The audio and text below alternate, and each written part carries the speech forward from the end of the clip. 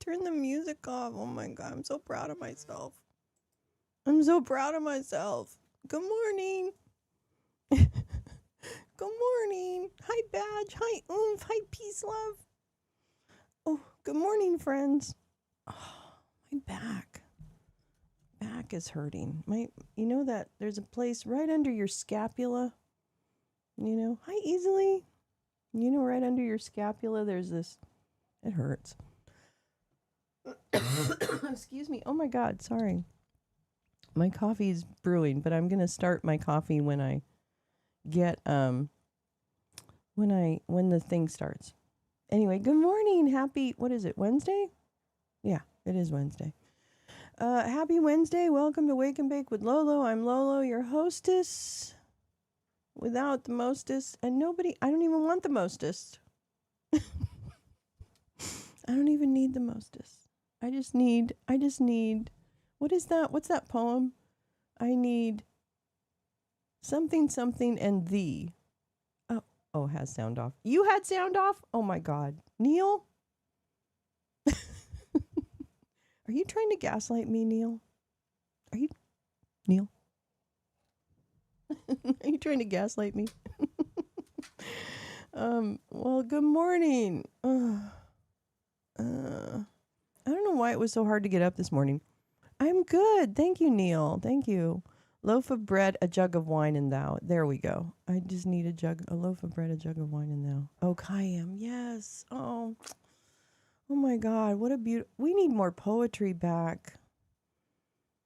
We should do poetry every day. Don't you think we should do that? Like maybe we should throw a poem up every day. I think I'm going to try and do that. Maybe once a week. I'll try once a week to start because I'll forget. But I think it would be nice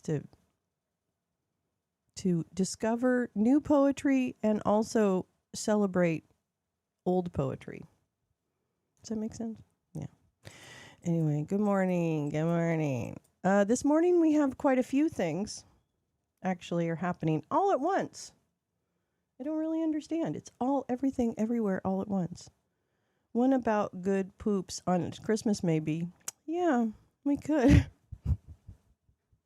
I'm never going to live that one down, am I? I don't think I deserve to live that one down, so I'm kind of okay with it. But, yeah, never going to live it down. Never. It's typical me, though, isn't it? Good poops and then some. Hi, Peace Love, Easily and Badger. Hi, Peace Love. Scary geopolitical thought, so easy. Putin, gut, Ukraine, orange guy. Yep, and Greenland.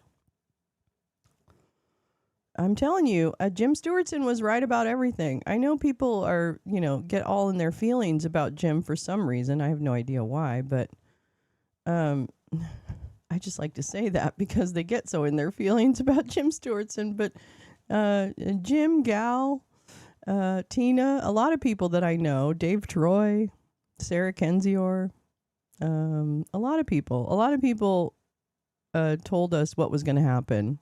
So it's pretty much our fault for not realizing that many people who have been attacked are knew kind of where we were going. Does it help us change what we're, how we respond? I don't necessarily know, but it certainly would have helped, I think, if politicians called it what it is.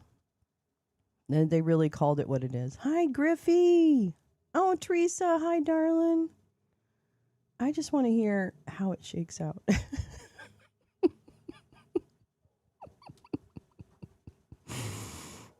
Fair. That's fair.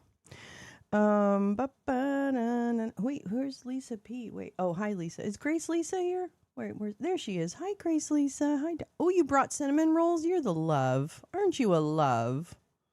Aren't you a love for bringing cinnamon rolls for everybody? Oh, I love you. Good morning. Good morning, everybody.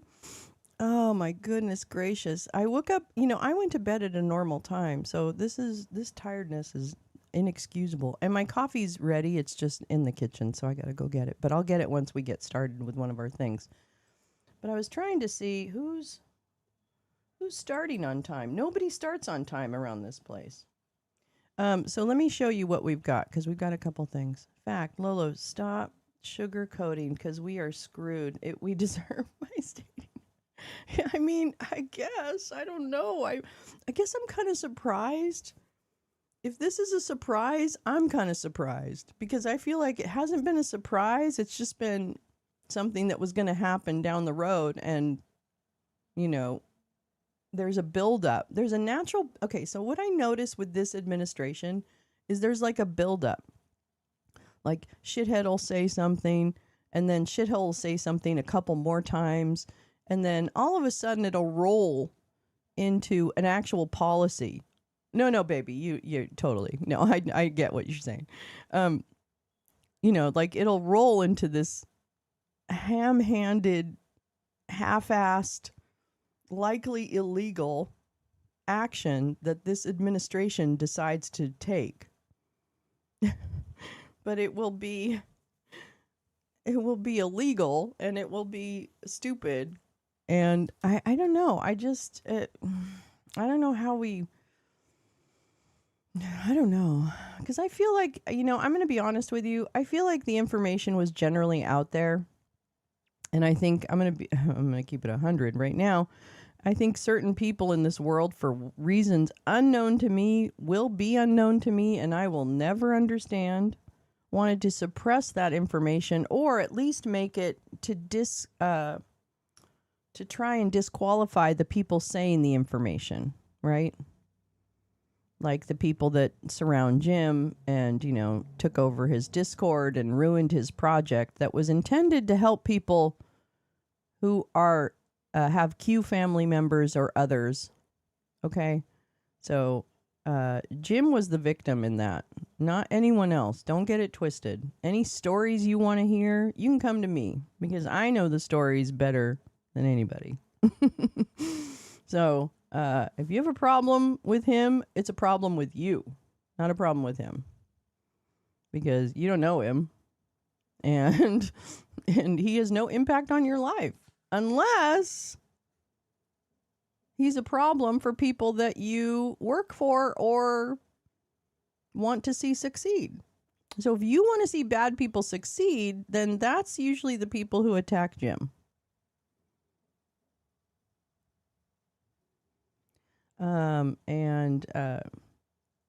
Yeah, anyone who hears him talk, he Zooms every week. You know who he is. So you know, like, get over yourselves. And that means to me, it's an op. Like, I'm sorry, I do math in my head. And if you're doing something just to get your yayas out, that's one thing. But if you are systemically trying to ruin someone's life, then you're either paid to do it or you're doing it because it's fun. And that means you're an essentially, ideologically, a shitty person. So, yeah. Go fuck yourselves. Whoop, whoop, we win. Anyway, I'm just sick of it. I'm sick of it. It's been a really long fucking 5 years, okay? Let me tell you. For a lot of people, and on this topic, a lot of people that I care about. So anyway, all to say that today we have two things starting right away, which is there's a GOP and Democrat leaders are holding press conferences. So we've got those kind of hanging in there. And then I've got, let's see, what do I have? I have, gosh, here's the thing. I've got two hearings that are starting this morning. One is on nuclear power, American energy dominance, dawn of the nuclear era. Okay, so that's one choice.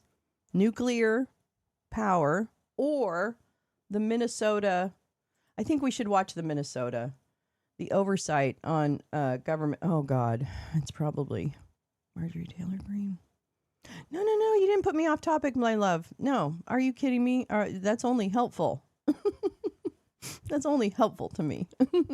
So thank you. I appreciate I appreciate the road signs.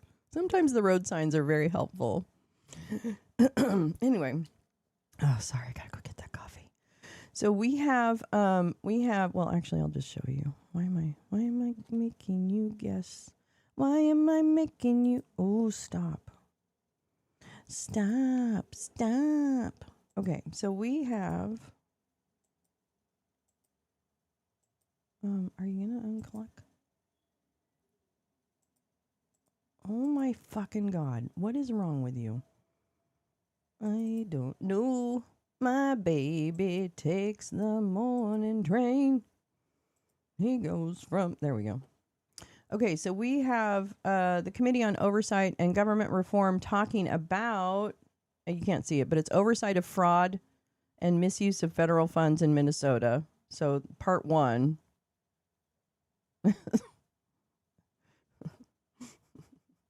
Oh, fucking damn it. It's my new favorite little girl. Oh, fucking damn it. And then we have the House GOP and Democrats, doing their thing. And I'm sure that'll be just like normal and boring. I think that's their normal, like going out every day kind of talking things. I don't think it's like anything special. Okay, let's see here. And then I also, what else did I have? And then I have, this is the nuclear one. So this is House Committee on Energy and Commerce talking about energy hearing, American energy dominance, dawn of the new nuclear era. Do you find me waiting for him? What's that? What's that song? I don't even know what that song is. Hi, Teresa. You're very accurate. Teresa is very accurate. Yeah, 2026 has been a very long year. God damn it. I liked it when it was a boring president. I liked that. Do you imagine? Can you imagine if we had been putting all our energy into whatever reforms we wanted a Democratic presidency to affect, right? So let's take the Democrats. Not perfect, right? We had issues with the Democrats. Wouldn't it have been great if we had been able to put all the energy we're putting in now fighting Nazis to fighting Democrats to make them better Democrats? Somehow I think that would have been an easier fight. But I guess that's not the fight we were set for. I think that's what I'm learning. I think the fight that this country was apparently set for and the way that this particular group of humans affected it is the way we are now. Speaking of which, this actually is something I really wanted to read. So I'm going to do it before the things start. We may get some problems with the with sound starting, so forgive me. But I really wanted to read this. I came across this last night. This is Dee Batiste. Dee is a wonderful person. She's has been in radio and other things in Tennessee and Nashville. And then she also runs on Twitter Advocacy Arena, which is really, it was a pro-democracy space. I attended it many times over the last many years. And Dee is an amazing host, journalist, interviewer, presence, voice. I just one of the people I've met on the internet that has been so salt of the earth. And somehow, I don't know, I feel like we just have an unspoken language of admiration for each other. Anyway, so I like to look at her Substack once in a while, and I will link this, obviously. But this is Dee, Advocacy Arena. She's got some really great, and she came up with this piece yesterday, which I really wanted to, read. Called The White Mob, an American Institution. Today has a twice bake, too. Yeah. All right, so let me see if I can read this and get it in. What started as an impromptu chat that evolved into discussions, that's her, that's cute, became another Advocacy Arena project designed to spark important civic conversations. It's a deep dive into the issue of white supremacy woven into the American democracy tapestry that has plagued our country from its onset. I'm a veteran and an African-American history nerd, born in... Oh, wait. Hang out of that. I want to, but stop. Wait, what? Oh, this post is for subscribers in the. Well, I should upgrade then, I guess, shouldn't I? Ah, darn it! I can't even read it. Oh my God, I'm so sorry. I didn't even scroll down. I thought I could read it because I subscribed. That's okay. I have to upgrade. Oh, I might do that. Maybe I'll do that. Hold on. Let me go to this and then I'll pull this out. Oh, somebody's coughing. Because I really want to read that. Let me see how much it costs to go. How much do I have to subscribe?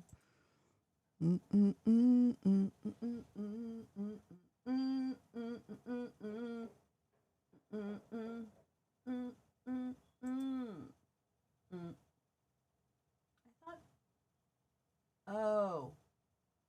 Yeah, I don't have as much money for that one, but we're going to come back to that. So I apologize, but I will figure out how to subscribe to her paid thing. It's $120 for a year, and I just don't have that right now, but I will definitely do it. Okay, hold on. Here we go. The House Oversight Committee is holding its first hearing on the massive fraud in Minnesota's social services program. Minnesota's social services, which are funded by you, the American taxpayer, are being ripped off. The most vulnerable are suffering as a result. Federal prosecutors estimate that these criminals have stolen at least $9 billion. The fraudsters, many of whom are from Minnesota's Somali community, have stolen from programs meant to feed needy kids, provide services to autistic children, house low-income and disabled Americans, and provide health care to vulnerable Medicaid recipients. I want to give her money. Fraudsters like these take millions to enrich themselves while providing nothing, overstating or outright faking the services. How many children have gone hungry because fraudsters stole money that was intended to provide them with food? How many autistic children were denied services because fraudsters instead sent this money overseas? How many low-income seniors, people with disabilities, or those with mental illnesses were denied access to housing? I'm going to go grab my coffee. I'll be right back. Drained resources and pocketed the money for themselves. The breadth and depth of this fraud is breathtaking. And I fear that this is just the tip of the iceberg. The U.S. Department of Justice is already investigating another Minnesota service program after a disabled man battling drug addiction under the care of a fraudulent full-time provider died because of neglect. Governor Tim Walz, Attorney General Keith Ellison, and Minnesota's Democrat leadership have either been asleep at the wheel or complicit in these crimes. How could they allow this massive fraud to go on for years? This is why we're here today. We must expose this theft of taxpayer dollars and hold everybody accountable who let it happen. Today, we're joined by witnesses from Minnesota State House of Representatives who have been fighting this fight for years. These legislators are on the front lines, uncovering fraud in Minnesota's social services programs day in and day out and trying to get their state agencies to fix it. Thank you all for what you're doing to uncover the truth. This isn't just a Minnesota problem. It's a problem for taxpayers across the United States. About 35% of Minnesota's budget comes from federal grants. 35% of Minnesota's budget comes from federal grants.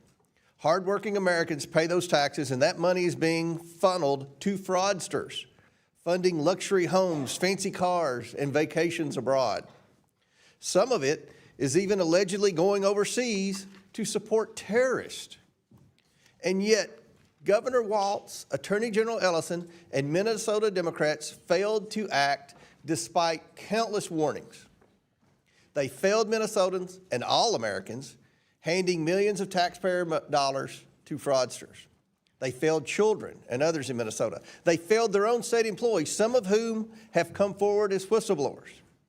These whistleblowers have told us that the Walz administration retaliated against employees who warned and alerted the administration to the fraud occurring within these social services programs. Again, Governor Walz accused employees who were simply doing their jobs of racism, Islamophobia, and threatened surveillance to silence them. President Trump and his administration are taking a whole-of-government approach and prosecuting these fraudsters. To date, the U.S. Department of Justice has charged 98 defendants in Minnesota fraud-related cases, 85 of whom are of Somali descent. 64 have already been convicted. The U.S. Department of Homeland Security is on the ground conducting investigations of suspected fraud sites in Minnesota. The U.S. Department of Health and Human Services has frozen child care payments and started requiring documentation to prove entities are indeed providing child care. Other federal agencies are halting grant programs, investigating public housing fraud, and strengthening program eligibility requirements. The American people demand jail time for those who stole their hard-earned money and accountability for officials who sat by as resources were drained. Congress must ensure there is change and accountability so this does not happen again. I look forward to hearing from our witnesses today. Americans, thank you all for exposing this critical issue. And with that, I yield to Ranking Member Garcia for his opening statement. Thank you, Chairman Comer. I just want to start by thanking, of course, our witnesses for being here today and for all the members being back. We all agree, I think everyone on both sides of the aisle can agree, that fraud is a threat at every level of government, in every private sector business, and to every single American.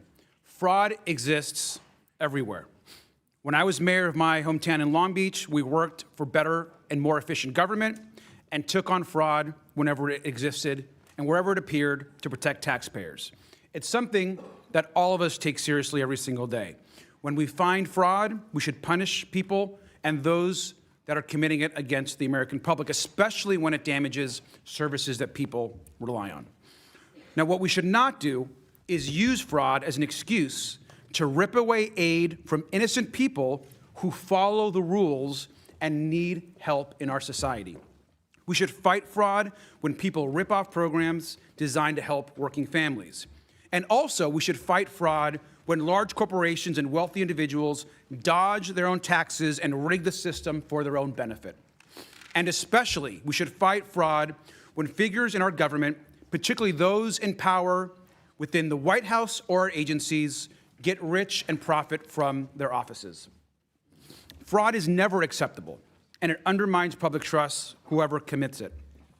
But let's remember that some of the worst fraud and corruption is actually found at 1600 Pennsylvania Avenue. Republicans like to talk about fraud in states with Democratic governors, oftentimes exclusively.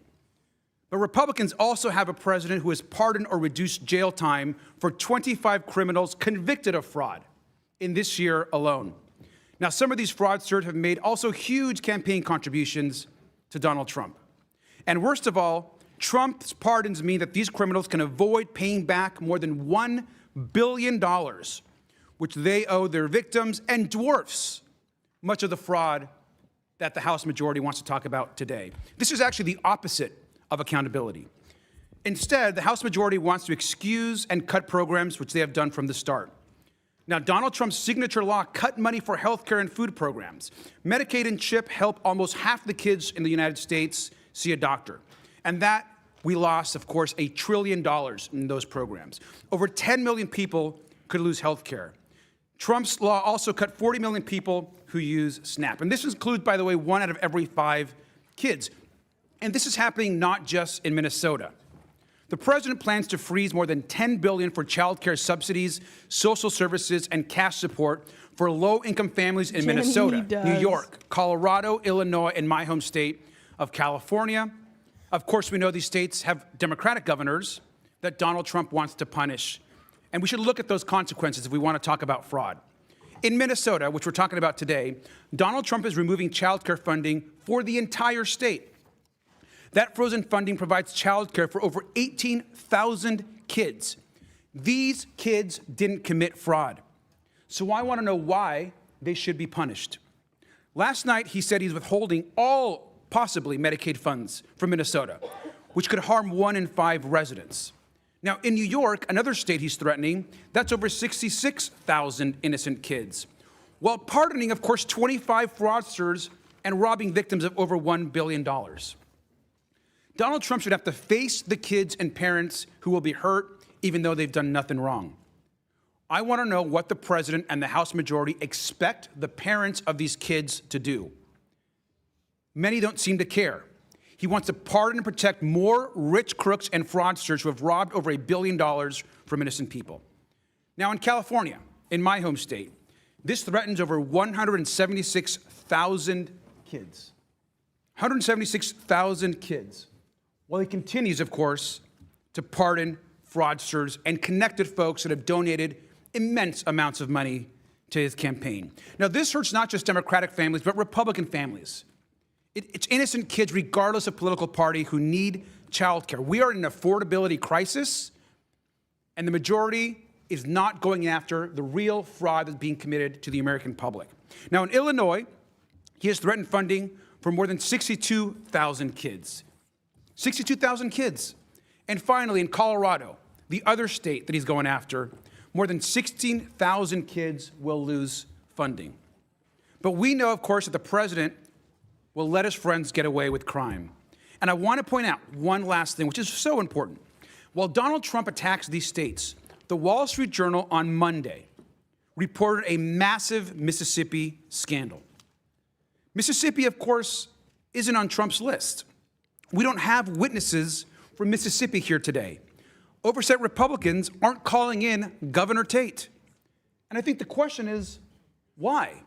We have real fraud happening, yet there's zero interest, apparently, in what's happening here in Mississippi and other places. Republicans want to cut benefits and attack states with Democratic governors. And what it's done, particularly in places like Minnesota, it has unleashed bigotry and hate. Minnesota child care centers have become the target of harassment and even vandalism and theft. Parents are afraid to drop their kids off in the morning and go to work. This is an opportunity, again, to attack for the House majority and smear innocent people without evidence. If we cared about fraud, we'd be starting at the very top. This is critical for the country and to actually take on fraud and abuse and the fraudsters that are being pardoned across the United States. Mr. Chairman, I yield back. Gentleman yields back. I would like to now welcome our witnesses here today. First, we have Kristen Robbins, Chairwoman of the Fraud Prevention and State Agency Oversight Policy Committee and representative for District 37A in the Minnesota House of Representatives. Welcome. Next, we have Walter Hudson, a member of the Fraud Prevention and State Agency Oversight Policy Committee and representative for Minnesota's District 30A. Next, we have Marion Rarick, a member of Fraud Prevention and State Agency Oversight Policy Committee and representative for District 29B in Minnesota. Lastly, we have Brendan Ballou, a former special counsel at the Department of Justice. So thank you all for joining us, and we look very forward to your testimony today. This is an issue the American people are very interested in. Pursuant to Committee Rule 9G, the witnesses will please stand and raise their right hand. Do you swear or affirm that the testimony you are about to give is the truth, the whole truth, and nothing but the truth, so help you God? Let the record show that the witnesses answered in the affirmative. Thank you all, and you may take a seat. We appreciate you being here today and look forward to your testimony. Let me remind the witnesses that we have read your written statements, and they will appear in full in the hearing record. Please limit your oral statements to 5 minutes. As a reminder, please press the button on the microphone in front of you so that it is on and the members can hear you. When you begin to speak, the light in front of you will turn green. After 4 minutes, the light will turn yellow. When the red light comes on, your 5 minutes have expired, and we would ask that you please wrap up. You are wearing a gray suit. I now recognize Representative Robbins for her opening statement. Good morning, Mr. Chairman and members. Thank you for inviting us to testify. As chair of the Fraud Prevention Committee in Minnesota, I've been working to uncover the massive fraud under Tim Walz, propose solutions, and hold state agencies accountable. Today, I will highlight the scale of the problem, outline the work our committee is doing to fight the fraud, and provide a roadmap for other states on how to detect and stop fraud. Minnesota is one of the highest tax states in the nation, and hardworking Minnesotans have been told that they don't pay their fair share for years. In truth, Minnesotans pay much more in taxes than in other states. And when they pay their taxes, they expect that their money is going to things that help our communities: roads, schools, healthcare, and law enforcement. They do not want their tax dollars absconded by criminals to buy resorts and apartment buildings in Kenya, property in Turkey, and luxury homes and cars in the U.S. Tim Walz and his administration have willfully turned a blind eye to crime in the face of countless whistleblower and auditor reports, as well as stories by local investigative journalists and the Center of the American Experiment. These are actual crimes that must be punished. They are crimes against our moral values and erode trust in government. The time for accountability and justice is here. First, we are unearthing staggering amounts of fraud in Minnesota. As far back as 2014, there were credible whistleblower allegations of millions in daycare fraud. Instead of shutting it down, the state minimized whistleblower reports and allowed fraud to grow. Unfortunately, childcare fraud was just the tip of the iceberg. Since 2019, Tim Walz and Minnesota Democrats have allowed fraud to absolutely explode in Minnesota. There's been more than $300 million in the Feeding Our Future child nutrition program scandal, and the Feeding Our Future prosecutions revealed that as many as half of those indicted also ran other Medicaid-funded programs. Yet despite this being known back in 2023, Tim Walz and his agencies have done nothing to stop those defendants from getting additional state money. We have now found fraud in multiple Medicaid programs, including autism centers, sober homes, non-emergency medical transportation, integrated community supports, and housing stabilization. Just last month, our committee held a hearing on credible allegations of fraud in 2 new areas: adult day services and assisted living.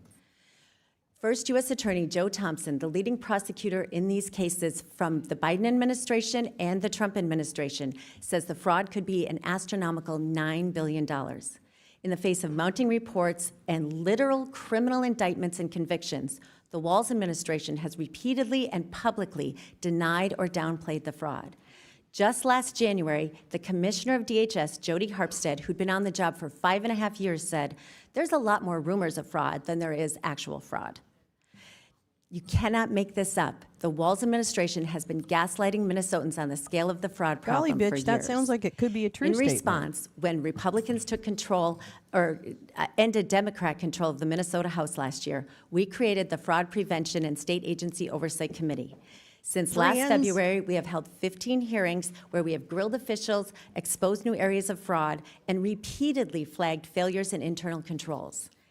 I authored a new law to expand whistleblower protection, and we created a portal, mnfraud.com, resulting in a surge of new whistleblower reports that our amazing staff is still working through.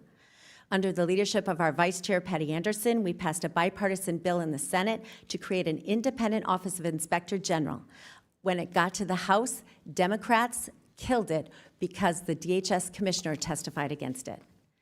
The Tim Walz administration has utterly failed to protect Minnesota taxpayers and vulnerable citizens, ignoring years of credible reports and retaliating against those who spoke up, often by claiming they were racist or Islamophobic.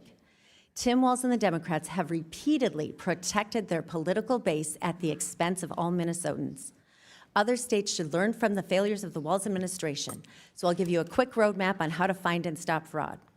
First, culture matters. Fraud flourishes when leaders ignore it and criminals see they can get away with it. Second, fraud flourishes when basic internal controls are not followed. This is not complicated. Third, you have to look at the interconnections of relationships in businesses in multiple program areas in Medicaid. It's a huge red flag that has been ignored in our state. Finally, it is important to say what is true and to stand up against fake allegations of racism or Islamophobia. Crime is crime, no matter who is committing it. It is true that the majority of the fraud in Minnesota has taken place in the Somali community. And it is also true that some of our best whistleblowers are from the Somali community. Democrats refuse to acknowledge this truth, and that has enabled criminals to steal billions and hurt our vulnerable citizens. This is some Mr. Chairman, lady thank you for the a opportunity Karen, to share the a lessons bad from Karen Minnesota from and for your Minnesota help in investigating these crimes. The time for justice and accountability is so now. happy right now. She's so happy right now. I'm just going to stop it for a minute. She's so happy right now that she gets her moment in the sun. She's been trying to get Tim Walz and his goofy, sweet family out of office for years. I think she's a state legislator, I imagine. She talks like one. So, yeah. We got trouble right here in River City. And it rhymes with, it starts with P and it rhymes with, no, it starts with, wait, that starts with D and it rhymes with P and that stands for pool. Stands for pool. We're going to do that song. Oh, you got trouble right here in River City. Good morning. Good morning, Lee, Adriana, my loves. Oh, you got trouble right here in River City. Ooh. And it stands for pool. I'm sorry. I now recognize Representative Hudson God. for his opening statement. Chairman, ranking member, and members of the committee, thank you for the opportunity to testify today for the record. I am Minnesota State Representative Walter Hudson, a second-term member who sits on our House Fraud Prevention and State Agency Oversight Committee. The recent national conversation about fraud in Minnesota has been fraught with distractions, diverting from critical concerns regarding process, policy, and oversight to sideshow concerns about personalities and partisan politics. My role here today is to cut through all of that and provide you with a clear picture of a culture Lee, I was just looking which has at the developed EPA case over this many morning. years Ooh, around the I figured it several was coming. generous benefit programs which Minnesota provides to our residents.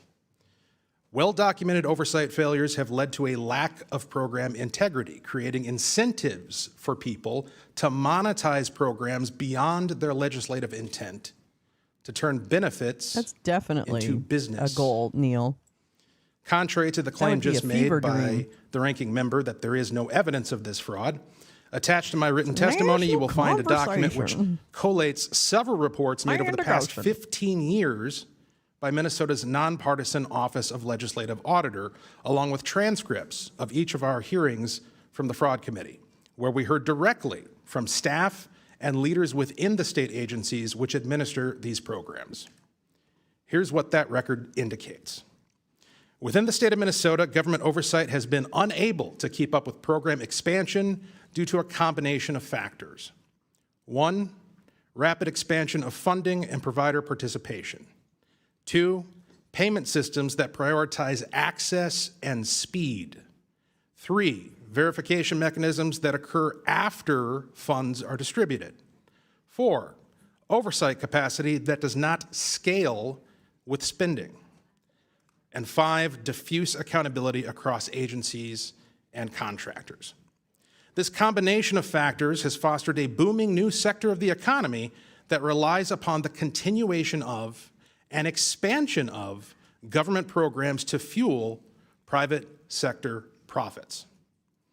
I want to be clear, even when the law is being followed precisely by every jot and tittle, incentives still exist to abuse these programs and waste taxpayer dollars by diverting funding to profit centers Every jot rather and than tittle? providing a safety What net is for that? those in temporary need. Now, criminal fraud is rampant. I just wanted to Deputy picture my U.S. cat Attorney on Joe the screen for Thompson, a serving minute. the District of Minnesota, has said that he could keep 1,000 prosecutors busy. But he's limited to a mere 25, only 5 of which are tasked with building fraud cases. He estimates that the total amount of criminal fraud over 5 years may reach $9 billion, which is fully 1/2 of the money that has been directed to these programs by the state. While Governor Tim Walz and other stakeholders dispute that assessment, the point I wish to emphasize is this.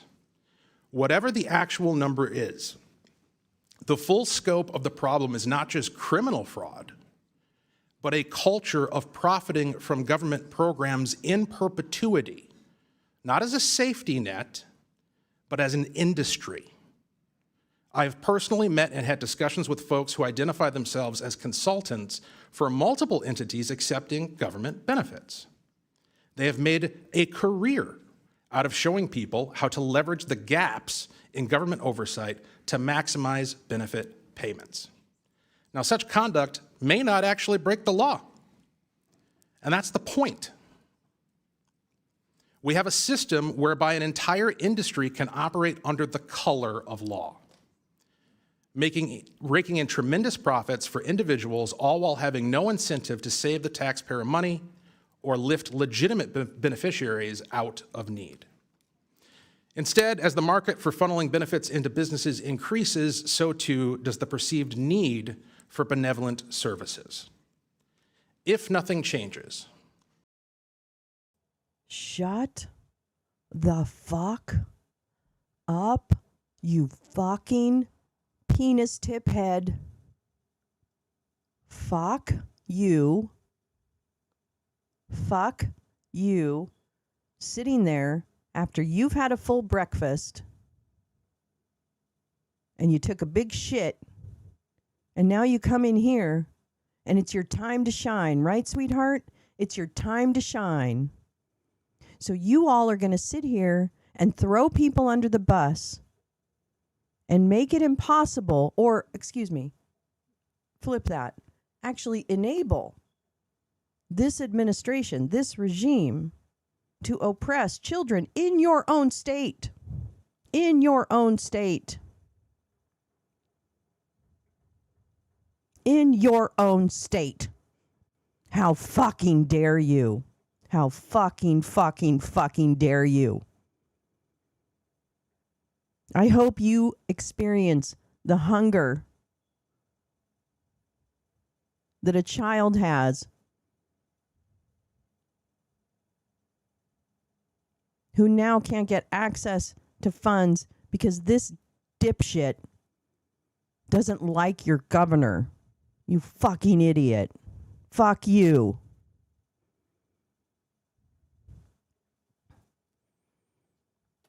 I hate people. I don't understand how people can be so cruel. I really don't. I have a really hard time with that. It will kill me. It will be what does me in, is the disbelief that people can be so cruel and so craven to get attention or to get, I don't know, money, whatever they're doing.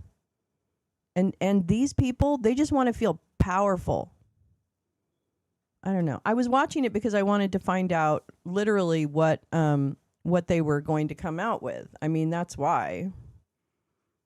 That's the only reason, is because this is a very topical story, and I'd like to be ahead of what they're releasing, so that, or not ahead, but I'd like to understand what they're releasing. I literally go to therapy to discuss why people are cruel. Oh, Sharon. Good morning, Sharon, darling.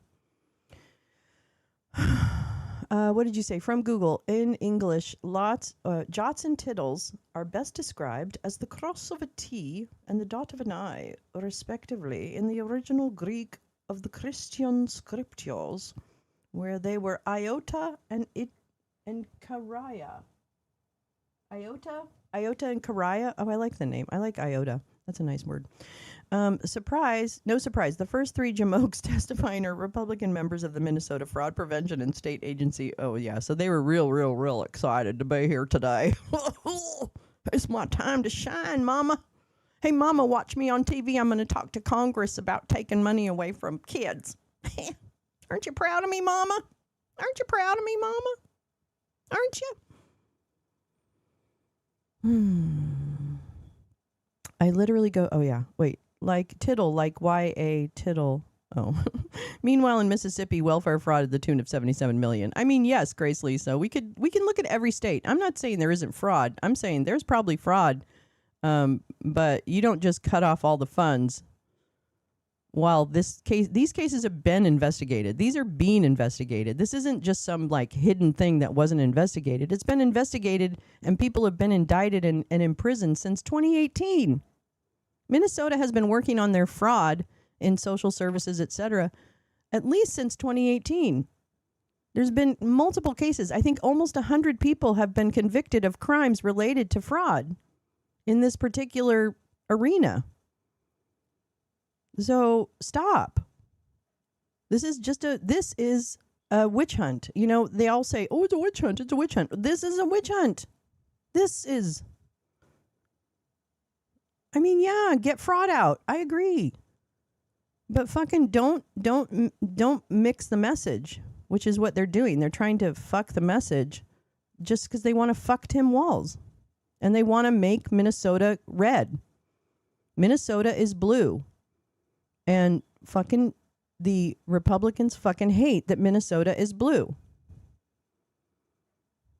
And so they want it to be red.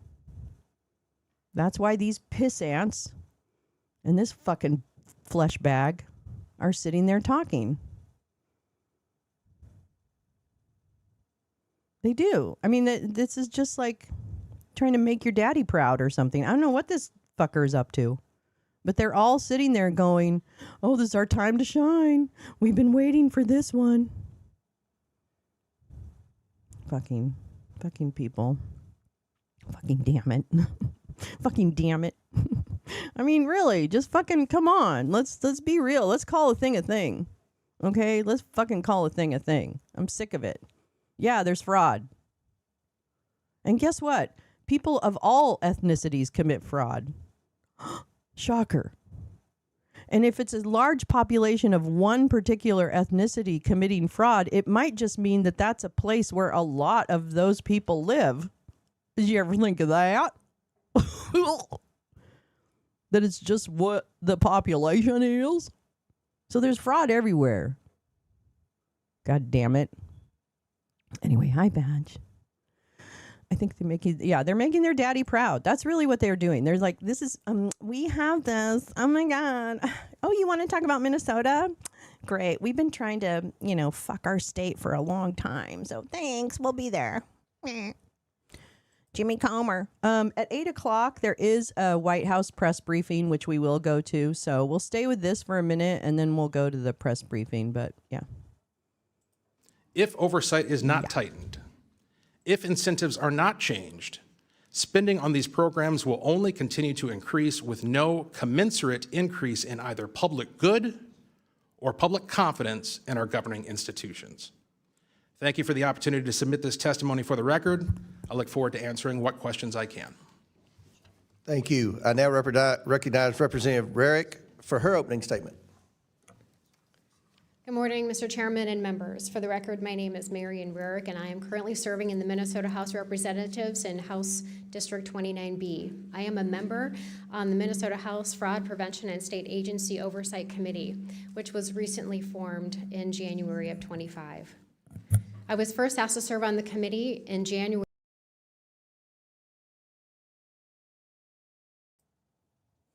What? This committee was formed in 2025. This committee was formed in 2025. This isn't even a committee that has existed in the legislature that is looking at. And then what did she say? Did she say she's about to say January? I need to hear that.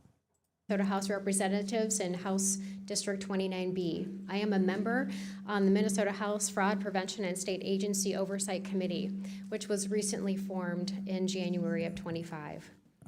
I was first asked to serve on the committee on January 4th, and soon after, the 5 Republican members began to meet. During one of those discussions, I was asked to reach out to the Department of Human Services whistleblowers on X, now called Minnesota Staff Fraud Reporting Commentary. On X. So this is January of this year she was asked to join this committee? So did Minnesota create this right before Dump went into office?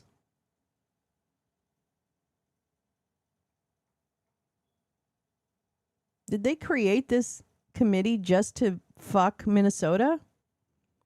They did. Okay, the answer is yes.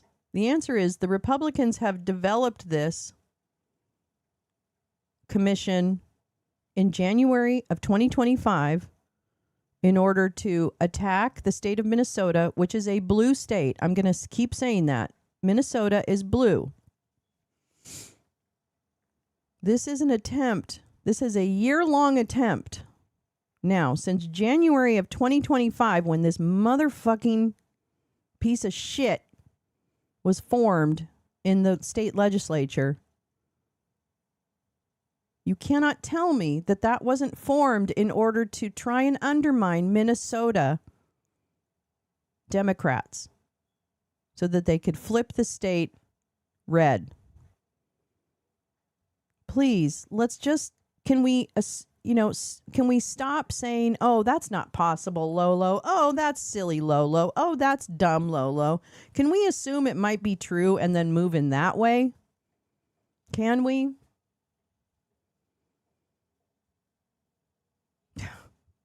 I mean, really, how fucking obvious does it have to be that someone's fucking with you?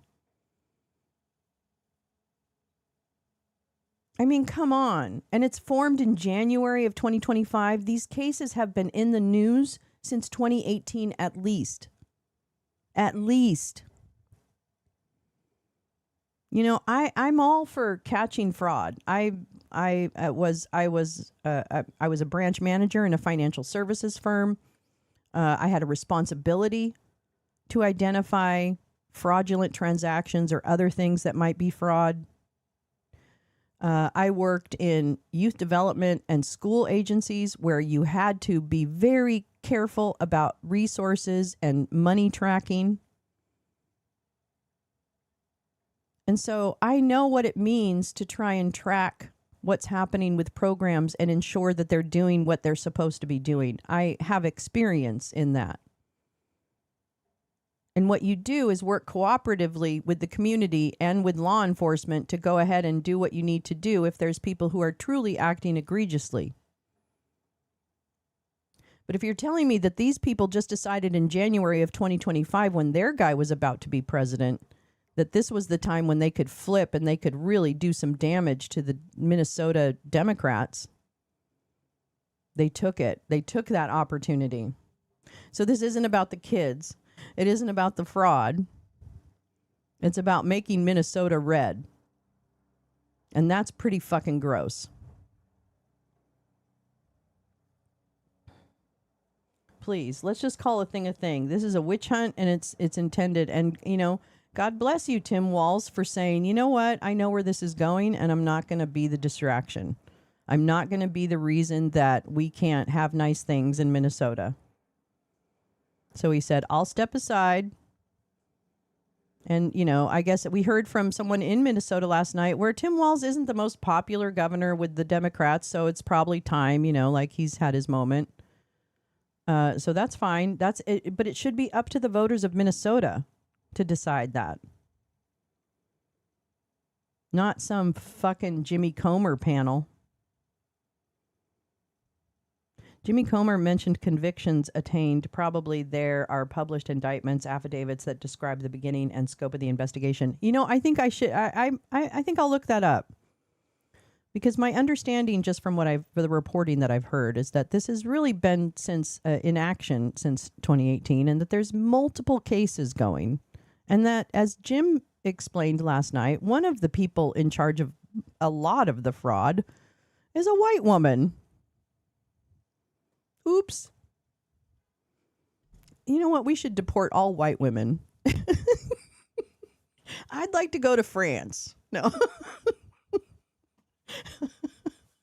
Amy Bach. Who's Amy Bach? Anyway. Wah, wah, wah. I had been following them in the previous year. I reached out through a direct tweet on X on January 16th, and the very same day I got a response back that yes, they would be willing to speak to the Fraud Prevention Committee. Go visit Carrie. Since that first contact, Chair Robbins and I and Representative Hudson have had multiple conference calls with them, and we have had one in-person meeting. At that meeting, they were both former and current employees. I've continued to message with them very often, sometimes daily, and their collective message has been completely consistent. Thank you for that. Instead That's of her name. The focusing on white woman's name is fraudsters, Amy DHS Bach. leadership instead focused its surveillance on employees. Since then, their expressed fear of retaliation has intensified under an avalanche of fraud in Minnesota. Their numbers have grown from 480 DHS employees, both current and former, to over 1,000 across multiple state agencies. They have told me repeatedly how grateful they are to the House Fraud Prevention Committee for focusing our attention on fraud in the state programs, using their inside information while keeping them completely protected. They have explained that they live in a constant state of fear of retaliation. One only has to look at what happened to Faye Bernstein to understand why. In a very recent Newsweek article dated December 13th of 25, Ms. Bernstein, a former compliance specialist, stated, Minnesota DHS functions in the opposite manner as you would think. Employees who suggest improvements or, heaven forbid, report fraud then face significant retaliation. The messenger That's true. We're is going shot. to be the asylum seekers, so we In better 2019, to sloppy contracting practices that were not legally compliant. But it's not what most people would even consider fraud. She says she was later Thank you, escorted out Badger. of the building. 2018, Faced 300 lengthy articles written, investigation, 90-something got people charged. trespassed One fucking from all jerk DHS YouTuber. owned and leased properties, and received involuntary transfer to another state agency. So she says, so today if someone asks me, should I report fraud within DHS, I say no, no, no. It is career suicide plus a whole lot more. So let's talk about that plus a whole lot more. In our face-to-face meetings with a group of whistleblowers, they revealed that retaliation now includes threats of being fired with cause, which means you do not get unemployment insurance in the state of Minnesota, being blacklisted from all state agencies, and I would note most likely our largest counties as well, which are And Democrat Ilhan run. Omar spoke out years ago about it, by the way. So And then Tim there Waltz was a and veiled Ilhan threat Omar both spoke of the publicly use of about the military fraud intelligence cases against them. years ago. They later informed me that it was discovered that in some targeted employees or suspected whistleblowers' personnel files were pictures of their homes and their cars. They also described that supervisors asked them questions about their families that to them felt like a threat.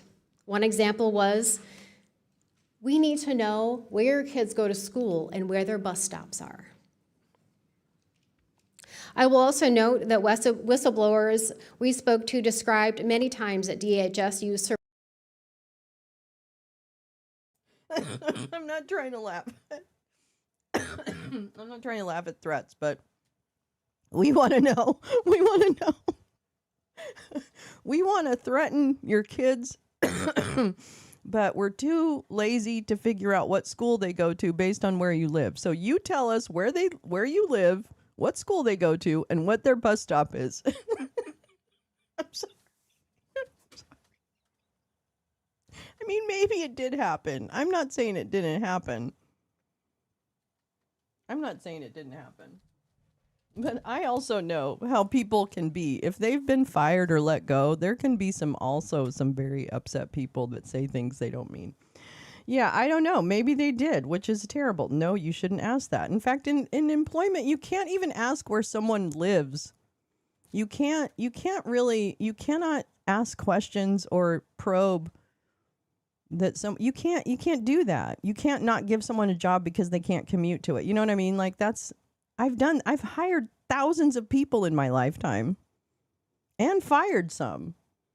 So I'm going to tell you right now, you're not supposed to even bother with where your employee lives. So if they've done that, that's wrong, but there's ways to handle this. And it's not this fucking thing. It's not a congressional committee. Are you getting your Italian citizenship? You can get cheap houses in Italy. The Catholic Church has them. Parishioners die and leave everything to the church, and estate becomes a liability when no one lives in it.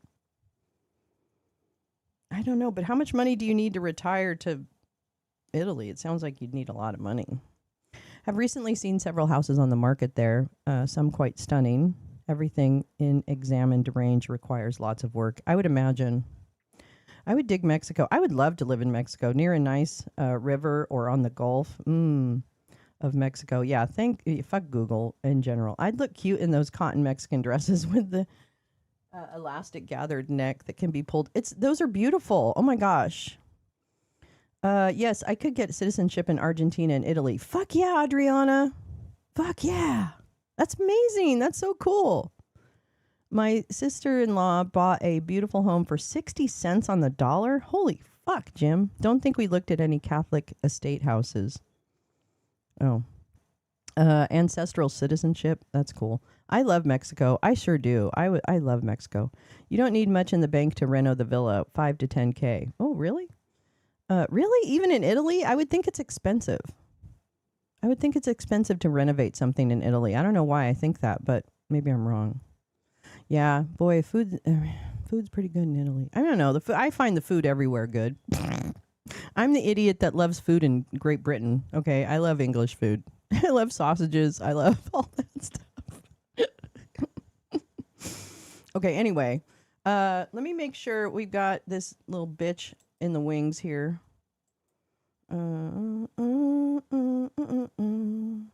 Oh, God. RFK Jr. is going to be on your screen. I'm so sorry.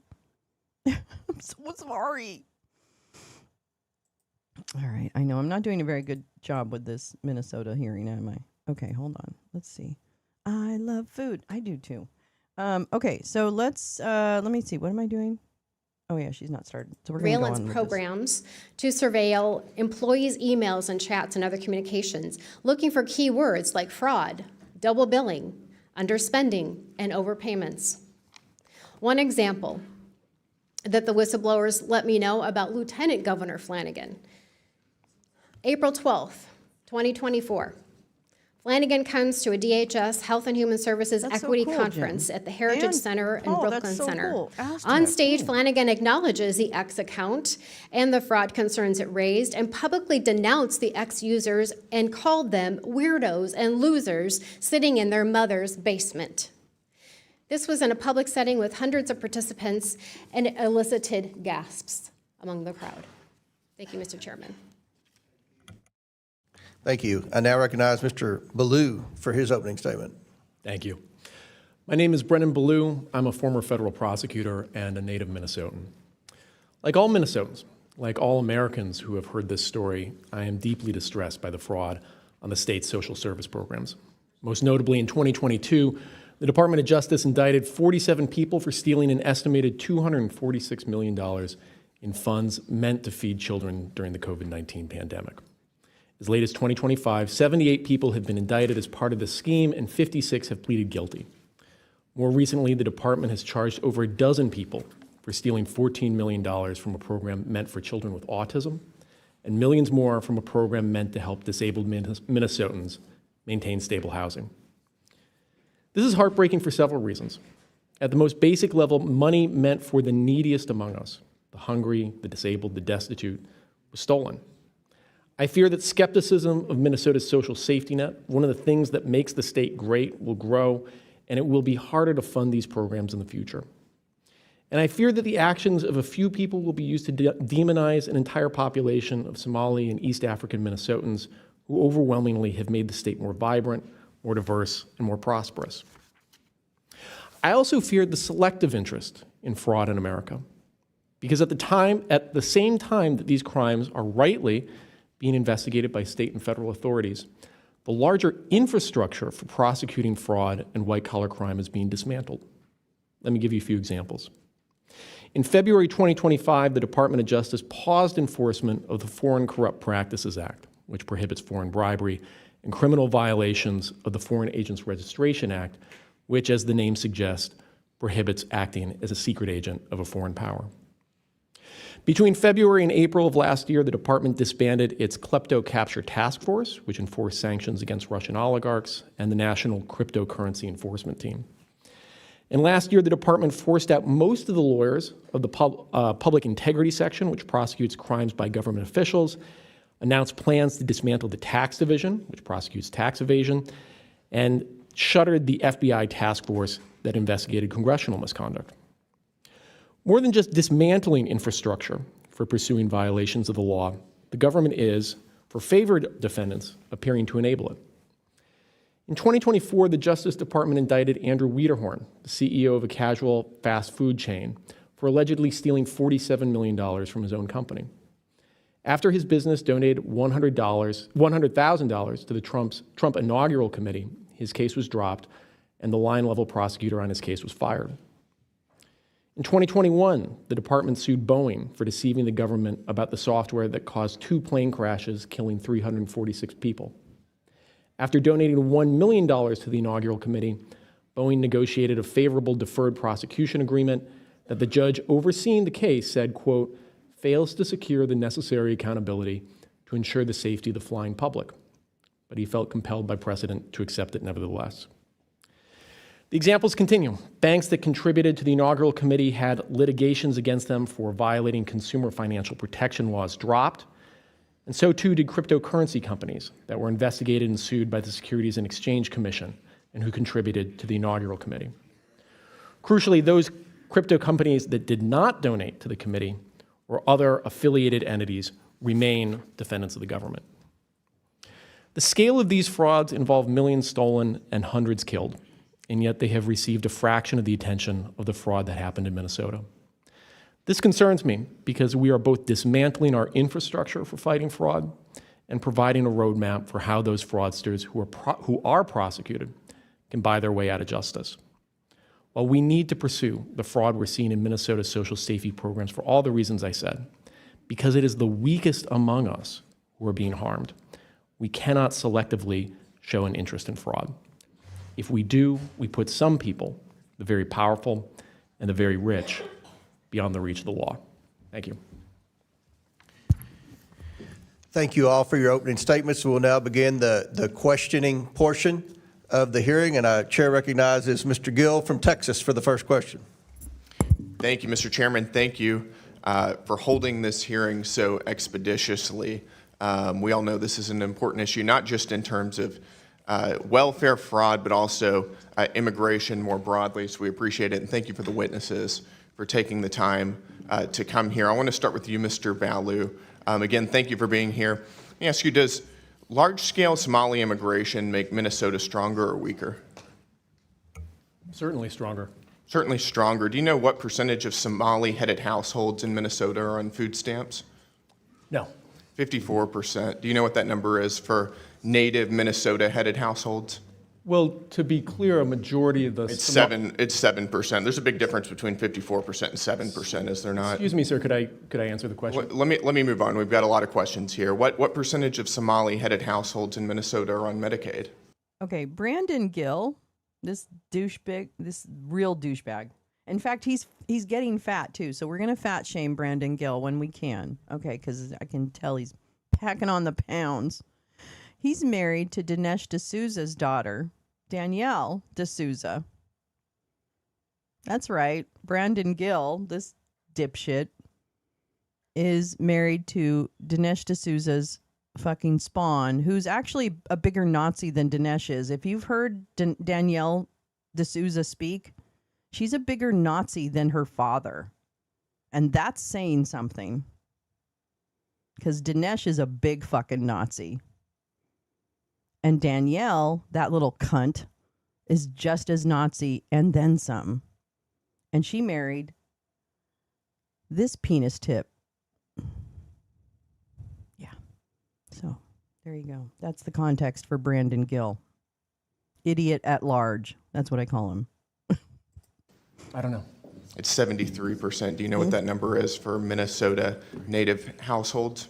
Again, you're using the phrase Minnesota native households, but the majority... The number is 18%. That's quite an astounding difference. What does that mean? White people? Can I answer the question, please? What does that mean? Let me White ask you people, one more, and then we Brandon? can go on to that. What percentage of Somali-headed households are on welfare in general? I don't know.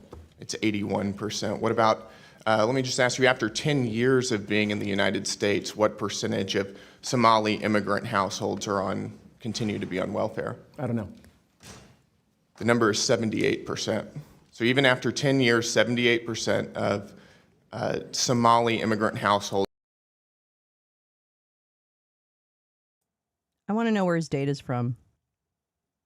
Because these dipshits get data from all over. They get data from their ass. Elections cannot come fast enough. I know. This is so maddening to me that, you know, people who undermined. I'm going to tell you right now, I have a lot of bitterness over I have a lot. I hate these people. I don't know why we aren't all fighting these people and not each other. Why in the fuck are we so goddamn stupid? When we aren't fighting the real enemy and we continue to be like, oh, Democrats aren't great. Democrats are this. Democrats are that. Get the fuck over yourselves. Look at this. Jesus Christ. It's sitting right in front of you. It's a fucking devil incarnate. Oh my God. You can't shame these guys into being human. You can at least shame a Democrat into being human, maybe. And if not, then they're not a Democrat. Then they've been pretending. But you're literally saying, oh, white supremacy? Well, that's a viable choice. If we have to vote for the lady who laughs too much. What? I'm sorry. I'm still mad about it, right? Because it's getting worse. Because what we thought was going to happen has happened and then some. Jesus. Wake up, country. Wake the fuck up. You have a Nazi problem. God, man, get over yourselves. Get over yourselves. Figure out how to work together. I don't give a shit. I don't care what you call yourself. I don't care if you're a democratic socialist. I don't care if you're a communist. I don't care if you're a Democrat. I don't care if you're independent. I don't care. You can call yourself fucking Shelley for all I care. I don't care. But figure out what the basic goal is to ensure that everyone has full rights, access to health care, access to education, access to a comfortable living, or at least shelter. Can we just fucking start there and then say, you know what? We're going to defeat these fucking Nazis. That's right. We're going to come together. We're going to elevate each other, which that means, no, we're not waiting, or we're not making something more important than something else. Immigration reform doesn't have to come before voting rights, right? If when they are attacking all of us, if they are attacking a smaller population, like the trans population, right, of trans people, trans children, if they're attacking that population, then that population should be uplifted, and that we fight for everyone. And so if you feel like you're a centrist, I don't know what a centrist is, by the way. Someone's going to really have to explain to me what the fuck a centrist is, because I don't really totally get it. Because at the end of the day, what I know we don't want is Nazis. I don't want this guy. So I'm just not, I will do what, I don't care what you call yourself. I want everyone to have access.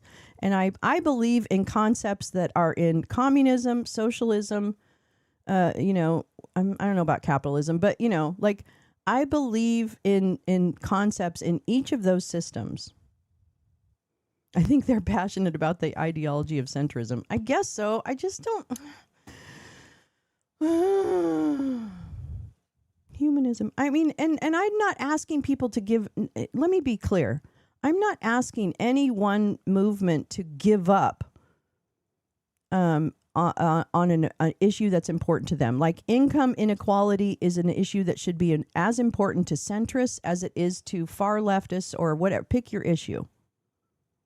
What I'm asking is that all of us say, wow, let me understand that income inequality position that the communists or whatever, and I mean, again, I'm just trying to say, can we understand that we may come at this from different places, but that at the end of the day, we realize that there is an oppression on humanity that is coming from this regime, and that what we want to do is say yes and. I hate to say that, but it's like yes and. What I want is we want to defeat these motherfuckers and in the process make sure that we codify rights for trans people. Make sure that we institute universal health care. Make sure that we focus on housing development so that people have shelter. Focus on mental health and frankly dental health. Okay, let's focus on those issues, or the issues that people bring, right? If people bring issues into the whatever you want to call it, humanity side, then those should be important, because there are a lot of things can be important at once. But don't tell people to wait. Like, wait for voting rights. Just, we got to do this first and then we'll do voting rights. No, don't stop doing that. Stop doing that. Because then you're telling someone that they're not valuable. And that's not right. That's not your decision. What it should be is yes and, okay? Yeah, you're right. Fucking codify those rights. Codify those motherfucking rights.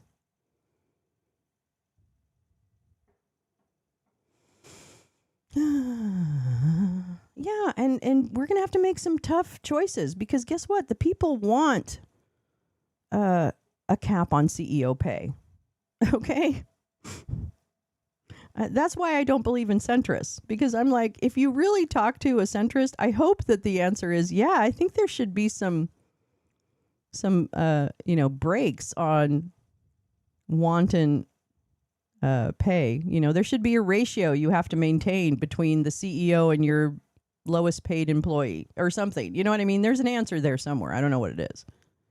Anyway, I'm sorry to rant, but I just want us to come together, and I don't want people to give up at things. I don't want you to feel like you have to give up something in order to be part of the fight. You know what I mean? I think we do the impossible or whatever it feels like. It doesn't feel impossible to me. So maybe that's why I'm naive about it. But I just hope that when I see people going, I hate Democrats, I hate, leftists, I hate...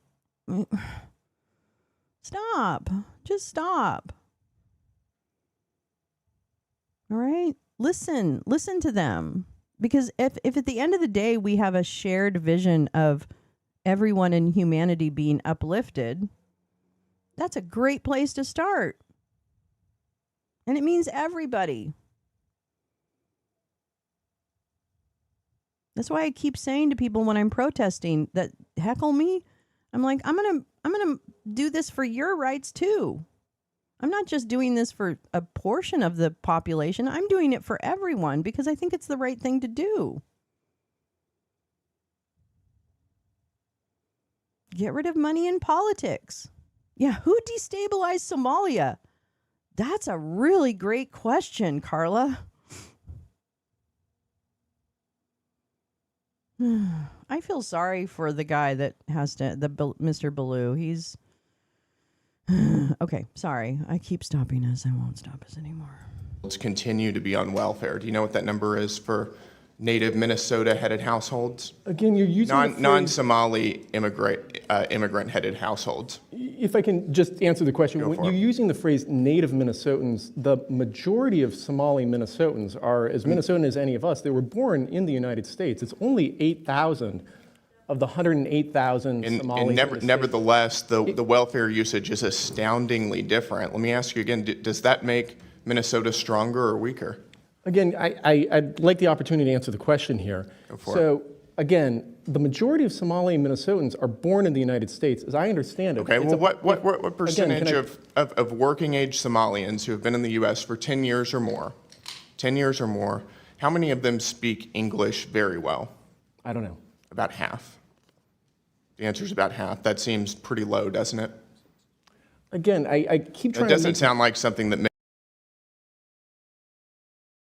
Okay, thankfully this bitch is coming out, so... Oh, my God. La la la la la la la la la la la la la la. Holy shit, I wanna say, why is this world the way it is? I keep waiting for him to ask, do you like Huey Lewis in the news? What is it? It's hip to be square. Dun, dun, dun, dun, dun, dun. Hip to be square. That's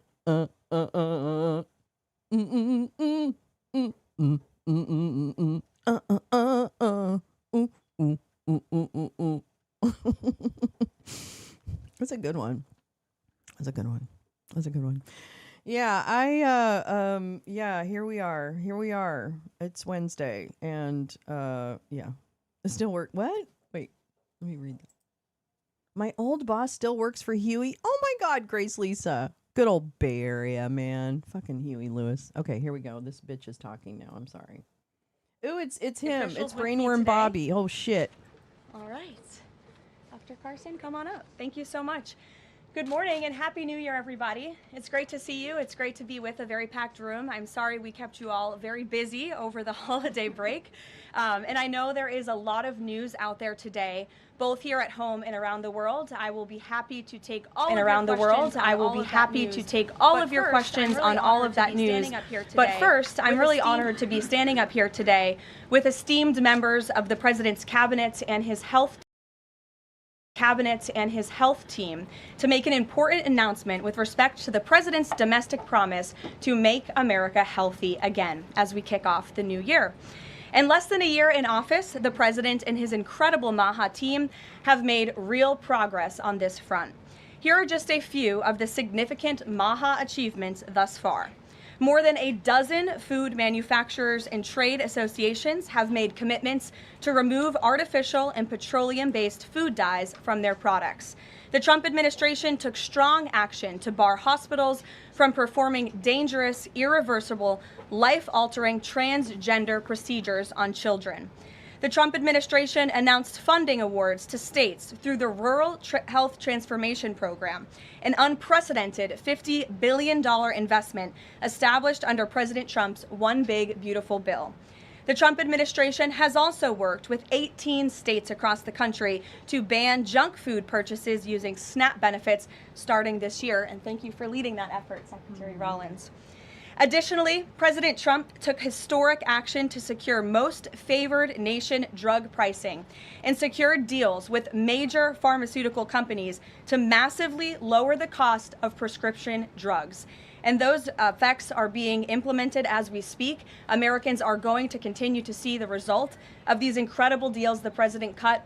And I know President Trump and this team behind me worked incredibly hard to lower those drug costs for Americans. On Monday, the CDC adopted common sense updates to America's childhood vaccination schedule based solely on the gold standard of science. This action empowers parents and physicians to make the best individualized decisions to protect our children, while also restoring much needed confidence in our public health system. And as a MAHA mom myself, I'm very grateful for that. So thank you, Secretary Kennedy. To build on this progress, the Trump administration is now updating federal nutrition standards and guidelines to ensure that Americans have the most accurate, data-driven information supported by science and hard facts, not special interests or partisan ideology. President Trump has tasked two of the great individuals behind me, USDA Secretary Rollins and HHS Secretary Kennedy, with collaborating on this vitally important project. And today they are here They're fucking. I'm sorry. Brooke Rollins and RFK Brainworm Bobby, they're fucking. I called it a while ago. I'm going to call it again. Because they keep getting projects they can work on together. It's so they can suck and fuck each other all day long. I'm literally telling you this is what's happening. It's going to come out because Bobby can't keep his mouth shut. So I'm going to tell you right now, I've called this from the beginning and I'm going to keep calling it. Those bitches are fucking. That's it. To officially unveil the 2025 to 2030 dietary guidelines for America. These new guidelines are informed by the best and most reliable research on health and nutrition, particularly as it relates to the role of our diets in the prevalence of chronic disease in the country. Wait. Oh, good. Look how high up whole milk and olive oil are. And cheese. Oh, cheese is up at the top. Good. We get to eat a lot of cheese. A lot of cheese, a lot of beef. That looks like gross beef. A lot of cheese. We're going to eat cheese and peas. Cheese and peas. They're also, these guidelines are easy to read and understand, so every American, young and old, can access this information that literally has the power to change lives. But these are not just an updated guideline. These are the foundation to all federal food programs in our country. These new guidelines are going to update the food that is served to America's children in our public schools, to the plates that are served to our great men in uniform in our military. A food funnel. Meowing star. Oh my God. It's Bobby Brainworm's food funnel. It's only a salmon moon. It is out of a Richard Scarry cartoon, which I love Richard Scarry, I'm just going to say. If I was in charge, Nutella would be required for all. Oh, shit. Inverting the pyramid. That's all they did. It went, oh, flip this. A food funnel. Oh my God, I love you guys so much. For veterans wouldn't and the make it food that without they are you consuming at at all. the VA. And these new guidelines are also going to impact nutritional programs for the needy in our country, such as WIC and Head Start. Unfortunately, for decades, federal dollars has promoted low-quality, highly processed foods that lead to scores of long-term health issues, which means Americans have gone broke because of these health issues. Faulty dietary guidelines of the past stacked the deck against healthy eating and food options for everyday American families, which has fueled the chronic disease epidemic and jacked up the healthcare costs of households across the country. This failed approach in our public health system ends today. When these guidelines are followed, Americans will be saving themselves thousands of dollars. If we want to cut healthcare costs in our country, we must become a healthier country. According to the CEA, poor diet is the root cause of obesity, which accounts for $400 billion in medical spending each year. A healthier America will lead to a more affordable America. The new dietary guidelines from the Trump administration will ensure federal dollars go to real food to improve public health and therefore save the American people their hard-earned cash over the course of their lives. So with that, I am going to hand it over to Secretary Kennedy. The great people. Yes. Yes. Remember when they freaked out, how they freaked out when Michelle Obama promoted fresh fruits and vegetables? I mean, really, you guys are the bad ones, okay? I'm sorry. Republicans, conservatives, whatever. You guys are the bad ones. You're the bad ones. You're the problem. You're the drama. We are actually better than you.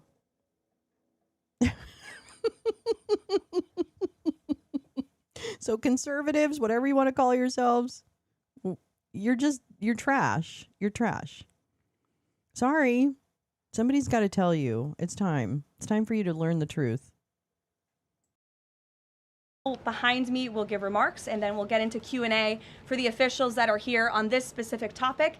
They will leave because they're all very busy people, and then I will open it up to Q&A with the rest of you on the rest of the news in the world. So thank you, and we'll start with Secretary Kennedy. Thank you, Carol. Thank you.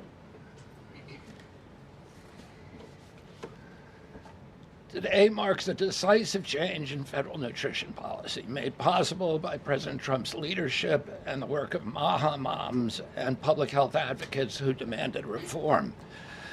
Today, in accordance with President Trump's directive, Brooke and I will release the dietary guidelines for Americans 2025 to 2030, the most significant reset of federal nutrition policy in history. These guidelines replace corporate-driven assumptions with common sense goals and gold standard scientific integrity. These new guidelines will revolutionize our nation's food culture and make America healthy again. For decades, Americans have grown sicker while healthcare costs have soared. The reason is clear. The hard truth is that our government has been lying to us to protect corporate profit-taking, telling us that these food-like substances were beneficial to public health.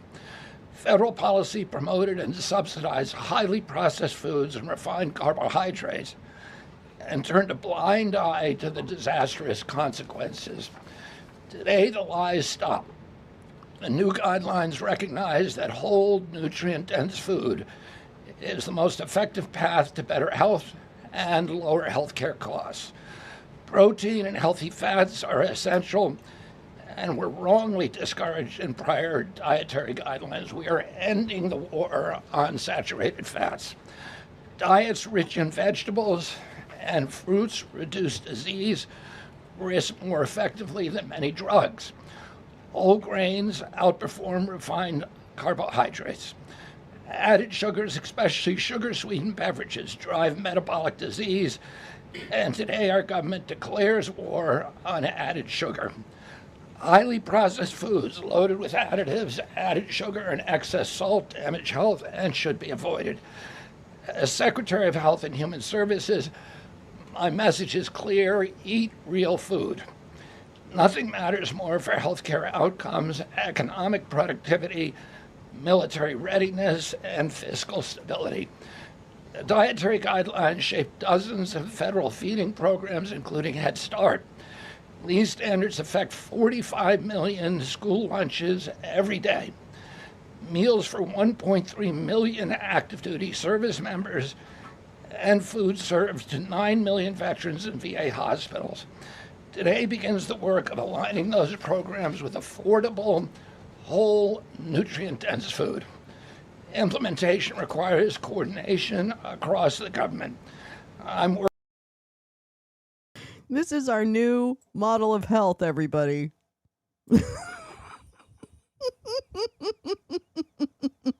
Yeah, eat food, mostly cheese and hamburger. Tom Fitton, everybody. He ain't fitting that shirt. It's a schmedium, Griffey.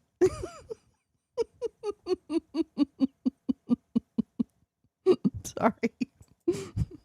Working with many of my fellow cabinet secretaries to deliver results. I want to thank Bobby Mukamala. Thank you very much. Who is the president of the American Medical Association, for committing to mobilize the medical community on nutrition. And I thank also the American Academy of Pediatrics for partnering on this effort. I also look forward to working with Dr. Jay Bhattacharya and Dr. Marty McCary to fund and prioritize rigorous nutrition research at the NIH and at the FDA. Marty. The stakes are measurable and severe. A Johns Hopkins analysis estimates that 48% of every federal taxpayer dollar now goes to healthcare. The CDC reports that 90% of healthcare spending treats chronic disease. That means that 40%, 40 cents of every dollar that taxpayers pay in this country is going to treat diseases that could be averted through good food. The United States has the highest obesity and type 2 diabetes rate in the developed world. We spend 3 times more per capita than the European Union on healthcare, yet our life expectancy is 5 years lower, largely due to diet-related chronic disease. Our childhood obesity rate is 5 times higher than countries like France. 1/3 of U.S. teens have prediabetes, over 35% are overweight or obese, and 20% of young adults have non-alcoholic fatty liver disease. 77% of military-aged Americans are ineligible for military service because of diet-related conditions. If a foreign adversary sought to destroy the health of our children, to cripple our economy, to weaken our national security, there would be no better strategy than to addict us to ultra-processed foods. It's shocking that our own government helped to drive these cataclysmic changes in our diet. The damage is real, it is preventable, and President Trump has ordered it to end. If the United States reduced obesity, type 2 diabetes, heart disease, and Alzheimer's to Japanese levels, we would save approximately $600 billion a year. About 50% of Medicare's projected long-term deficit, or $5,000 per family annually. Current policy worsens the problem. 42 million Americans rely on SNAP, where common purchases include sugary drinks, candy, and chips. I'm going to stop this judgmental prick here. Yeah, right. Black Bear, you're stuck in Italy. We're all coming to meet you, so don't worry about it. Well, all the good people are going to come somewhere else, so we'll probably be in Italy. Some of us will be in Italy at least, so yeah. Yeah, will Dr. Oz be promoting crudités? Does he have his own crudité? Yeah, it is the words that come out of his mouth. He has a genetic condition. I don't need to make any point at his voice or anything to know that he's just a shitty person, regardless of the voice that he has. So, yeah, no, this is incredible. And Grace Lisa, you asked really one of the best questions, which is, what could this government do to address food deserts? You know, if you go into certain areas of the country, you'll notice that there's not really a grocery store. There's a lot of convenience stores. Maybe those areas have a lot of check cashing stores and other things, which are very predatory. The financial piece is very predatory loans, payday loans, all that stuff. That's all been very established as predatory behavior. And they do that in low-income neighborhoods all over the country, right? You see check cashing, et cetera. So that's one way to further impoverish already struggling people who are debanked. Talk about being debanked. Let's talk about the way the people who are in low income are debanked, because at certain points you can't get banked. Banks can turn you down. And that's why people turn to things like payday loans. Yeah, unbanked, right. Sorry. Excuse me, Grace Lisa. Thank you. If you are, there, that's why people go to payday loans and other places, because they don't have access to banks like anyone else might, because banks don't approve you. And it happens probably a lot more than people think. So addressing that type of and it's easy to identify the communities. This is not hard. It's not hidden.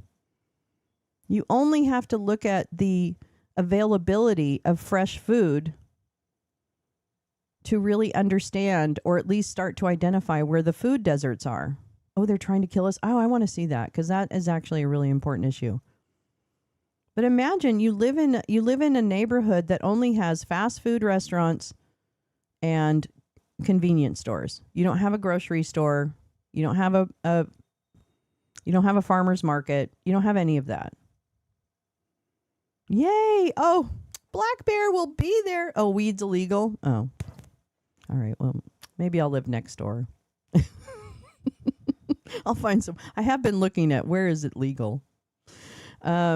So yeah, I mean, that's if they addressed food deserts, Grace Lisa, your question is absolutely the one that should be asked. Wow, just imagine what could happen for communities if you really invested in urban gardening, in community gardening, in actual grocery stores. Hopefully, I can't wait to see what Mom Donnie does with access to groceries in New York City. I can't wait. I think it's going to be amazing. So if he has a model for how to provide grocery stores in areas where there are not access to fresh foods and things like that, wow, wouldn't that be amazing? It wouldn't be hard. I mean, it actually wouldn't. It would be, and not even, I'm not here to require people to grow their own food, okay? I'm just saying provide access to all the things that make a community healthy, like community gardens, like farmers markets. Yeah, bodegas do have some produce. You're absolutely right, Max. Absolutely. But the prices are usually a little high. So if you had more like larger grocery outlets or other things, you could help a community. Imagine what you would do to a community if you really invested in their access to food and healthcare. Oh my God. What the hell? People are so dumb. They really think that this is something that we just can't afford, when in fact it's absolutely something we can't afford. Yeah, they'll have the SADs. That's right. Well, corporate overlords. The times they are a-changin'. Yes, thank you, Black Bear. Native reservations are real food deserts. Yes, and let's talk about Native American populations, rather indigenous populations, and how I just don't even, it's really it's kind of shocking to me that we don't acknowledge that the entire reservation system is I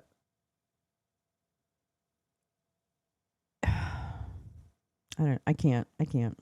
It's like prison. It's so ridiculous to me that you would isolate people to a part of the land when for generations their ancestors had free roam. You know what I mean? Like and not that people can't leave reservations. I'm not saying that, but there's just so much that's packed into putting people in a section. You know what I mean? It feels it feels like prison to me.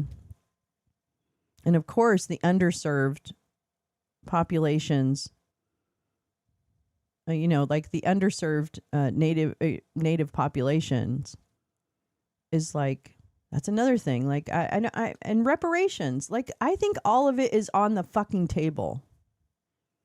I think all of it is on the fucking table. And none of it is easy to solve. I don't care. That doesn't mean you don't solve it.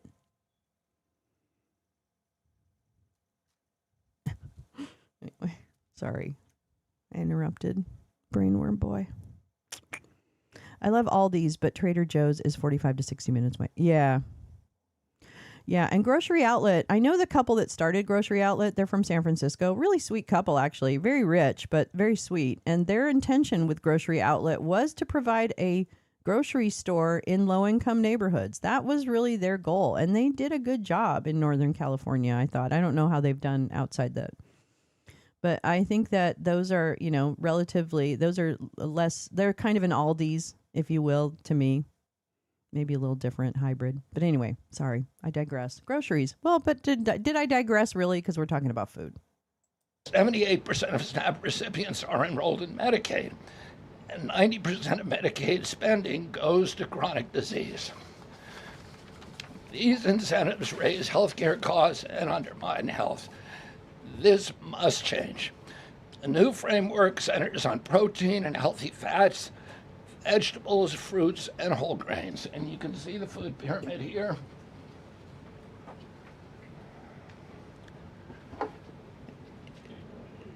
It's upside down, a lot of you will say. But it was actually upside down before, and we just righted it. For the first time, the dietary guidelines directly address ultra-processed foods and set firm sugar limits in federal procurement, driving a significant reduction in added sugar in school meals. I want to thank President Trump for his leadership and the partners committed to ensuring that federal food dollars support real food and better health. Thank you. And I want to introduce my partner and a friend, Brooke Rollins, who is an extraordinary collaborator on this. My fuck buddy. Hey, everybody, meet my fuck buddy. It was upside down. Yeah. It was, the pyramid was upside down. What? Make it make sense. Make it make sense. Why is this happening? Why is this happening to us?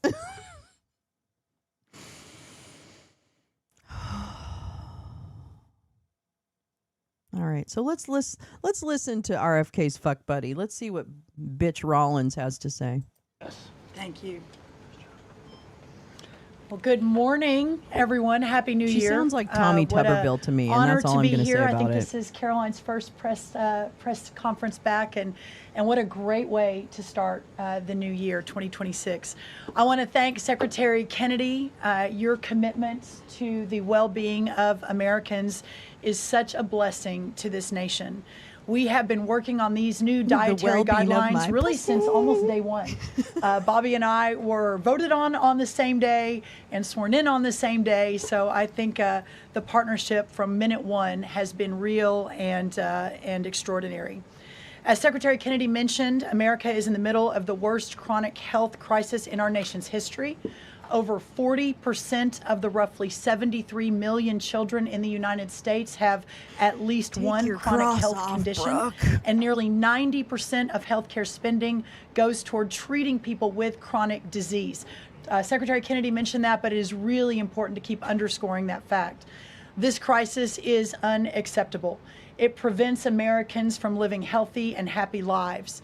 And for decades under both Republicans and Democrats, federal incentives have promoted low quality, highly processed foods and pharmaceutical interventions instead of prevention.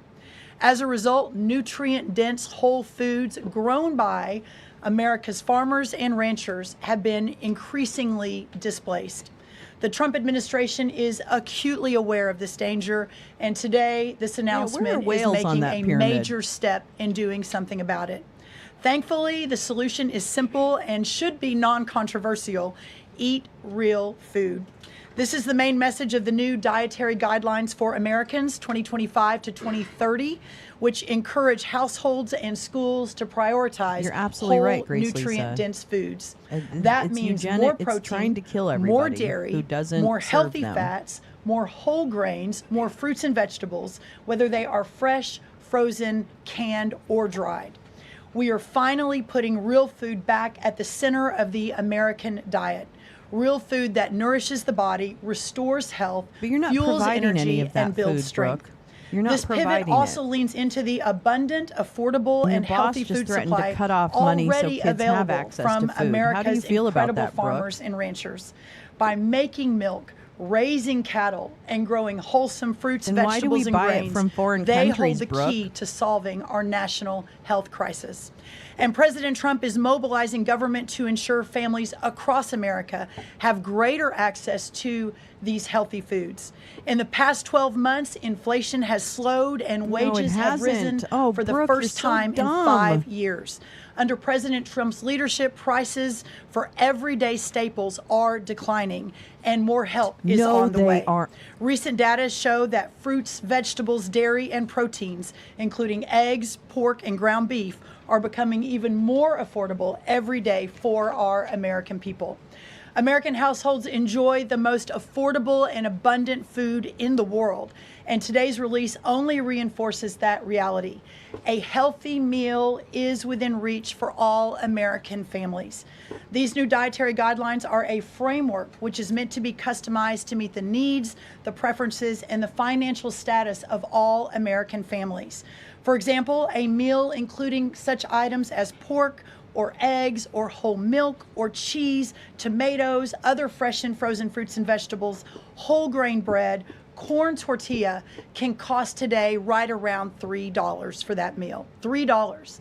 And soon USDA will finalize our stocking standards, which means that those businesses in America that take the SNAP benefit, what they are required to stock in order to take that benefit, by the way, that's almost 250,000 retailers across America, that very soon we will be finalizing that rule that will mandate all 250,000 retailers in America double the type of staple foods that they provide for America's SNAP households. This means healthier options will be in reach for all American families, regardless of circumstance, at levels never seen before in our country. These dietary guidelines are foundational to so many USDA programs, and their introduction marks the first. Okay, Brooke. Let's look at food inflation.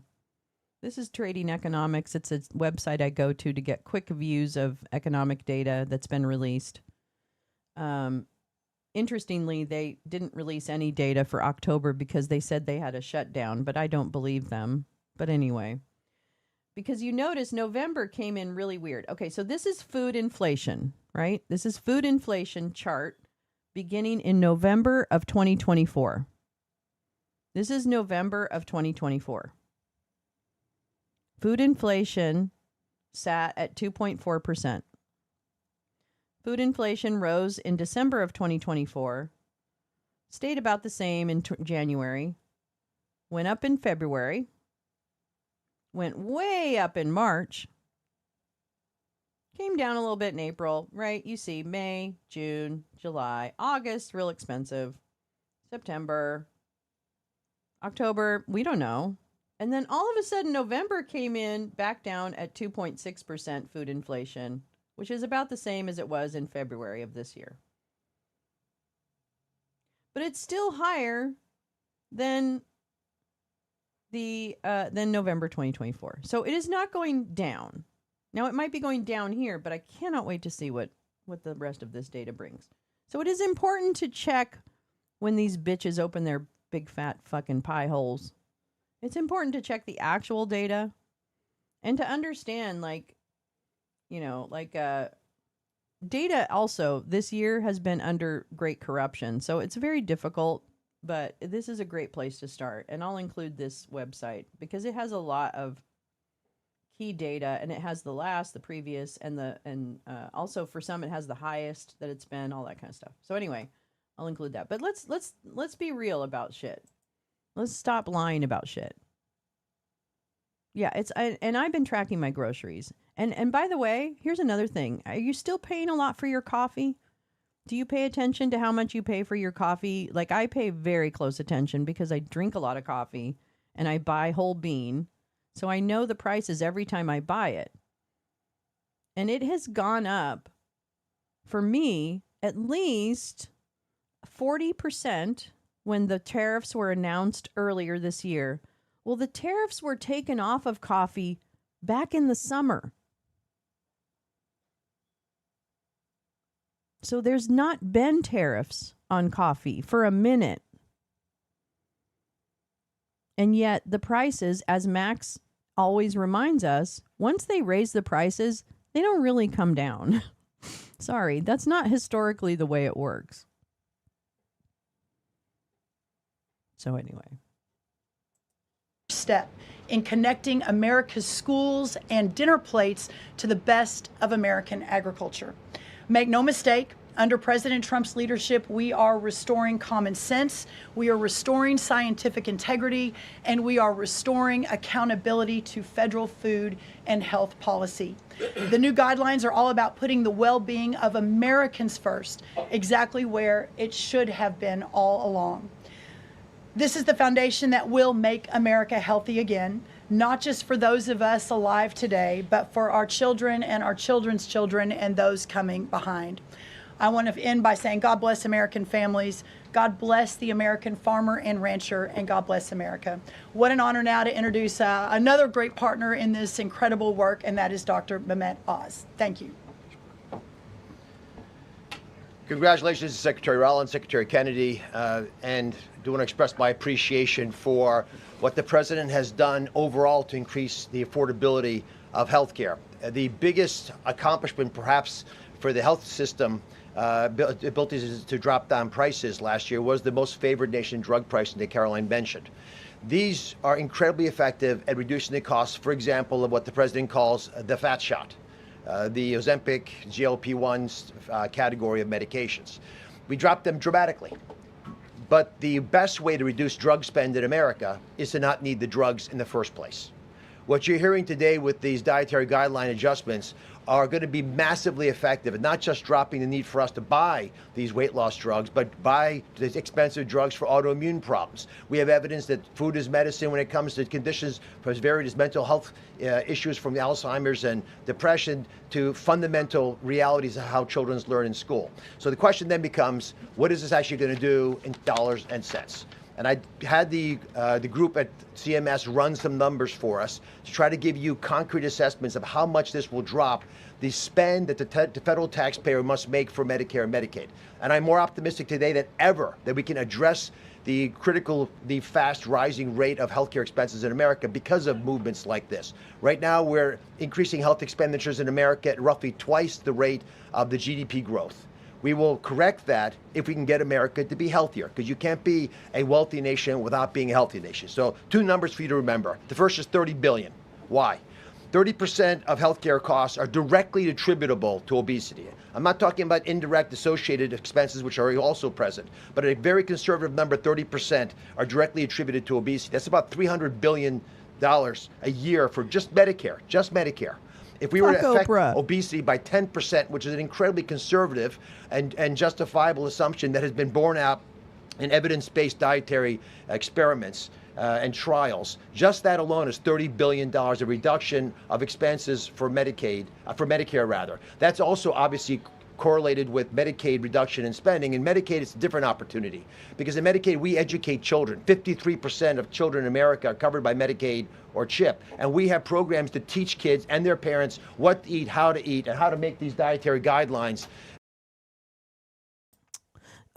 Dr. Blas, would you say that that's a wouldn't you agree that that's too many children to be on CHIP and SNAP? Wouldn't you agree? How many of those are Native American people, Native white people? Oh, is it a lot? Oh, okay. Well, that doesn't work for me. Next. The Secretary Rollins, Secretary Kennedy have crafted with their teams into practice. It will dramatically change the natural history of how children are able to participate in life. But let me give you one last number. If we're able to get the average American, who today retires on average at age 61, get them just to work 1 year longer, because they feel so vital, so strong, so bullish about their future, because they're feeding their bodies nutrients that are essential to their high-functioning productivity, we will increase the overall GDP of our nation by trillions of dollars. So we will reduce healthcare expenses. At the same time, we jazz up the U.S. economy with trillions of dollars created by the productivity of American workers. God bless you both for making the DGA feasible and making it perhaps the wisest investment we could make in our communities. Marty McCary is one of my closest friends, the powerful leader of the FDA, who's been taking brave steps along the line and has additional insights. Thanks. Thank you, Dr. Oz. Trained, I don't know. Today marks the beginning of the end of an era of medical dogma on nutrition. I don't know anyone that retires at 61. For decades, we've been fed a corrupt food pyramid that has had a myopic focus on demonizing natural, healthy, saturated fats, telling you not to eat eggs and steak, and ignoring a giant blind spot. Refined carbohydrates, added sugars, ultra-processed food. This study in JAMA now shows that 60% to 70% of kids are getting their calories from ultra-processed foods. That's an epidemic. We now have a generation of kids addicted to refined carbohydrates, low in protein. They are literally nitrogen negative because we've used old flawed studies that used urine nitrogen to estimate body protein metabolism, and they missed the mark. The old guidelines had such a low protein recommendation that we are increasing that by 50 to 100%. Kids need protein. The old protein I'm all for guidelines retirement, by the were way. to We need to prevent all not starvation work. And withering away. Our children are low in protein, but These high new in protein nitrogen. guidelines are designed for American kids to thrive. They're perfect. And they're based for- on science, not on dogma. Is he talking about adrenochrome? 40% of our kids now with a chronic disease. It is not their fault. This is something that is the result of bad advice from the government and a medical establishment that for decades peddled research from a flawed 1960s model. Today, we are setting the record straight.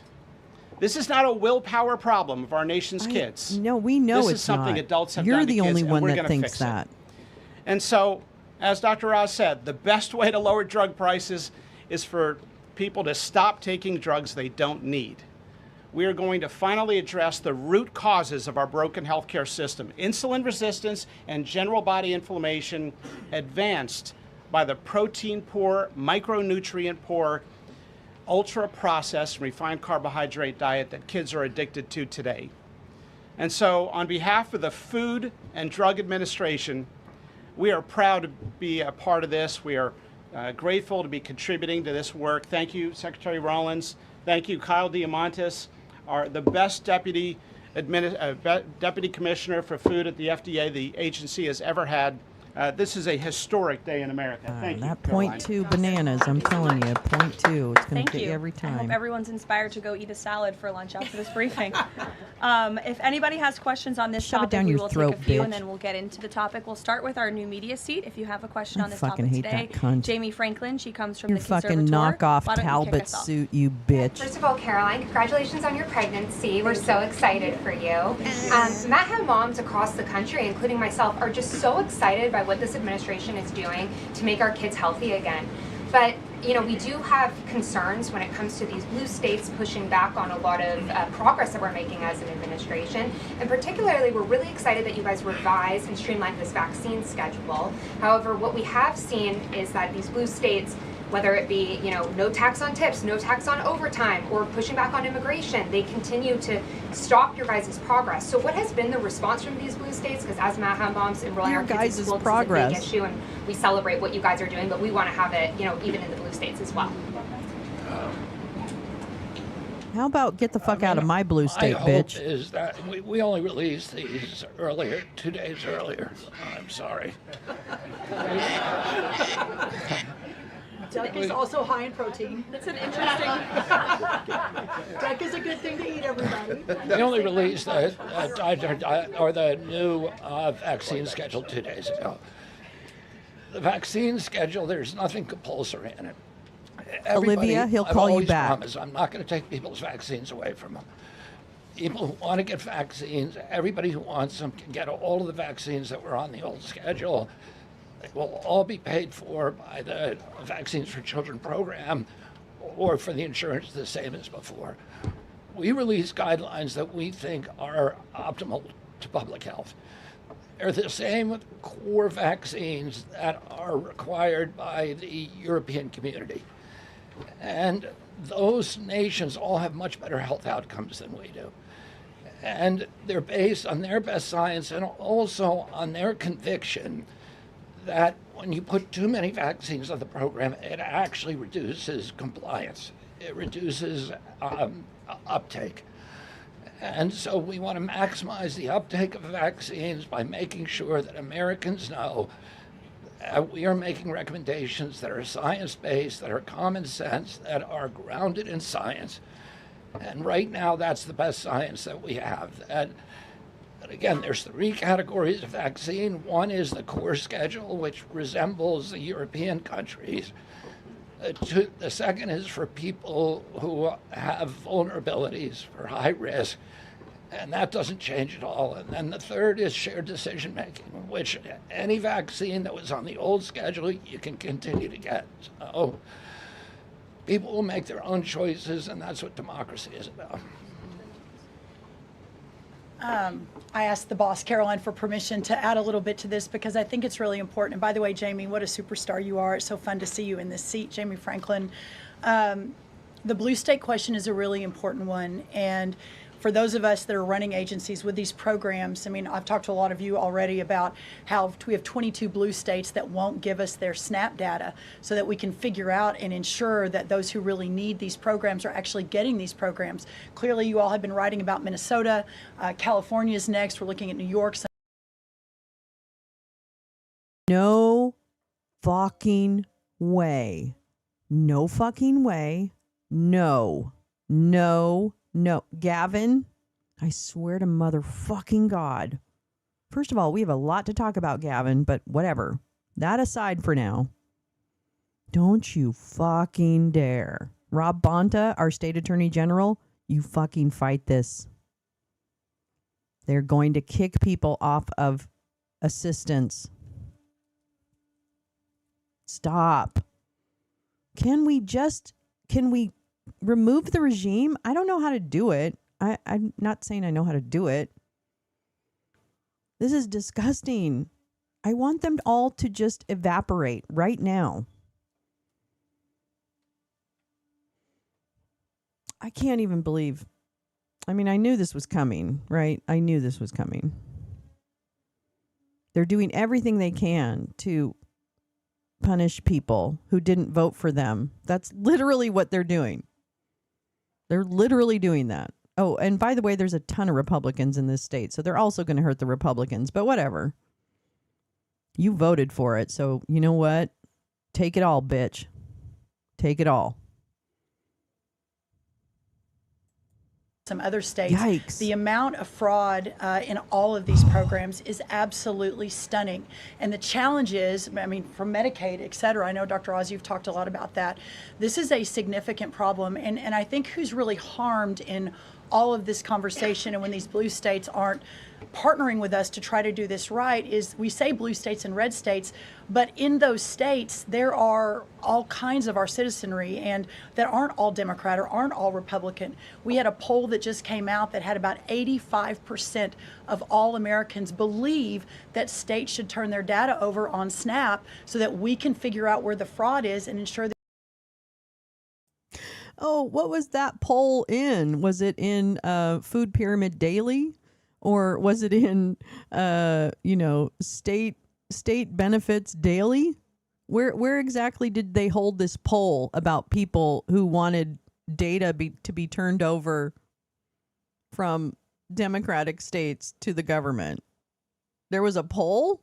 Uh-oh, there was an ICE shooting in Minnesota. Okay, let me go to the news. But no, there's not a, no, she's lying. There's no poll. There's no poll. There's no poll. There's no poll. Let me see what's going on here.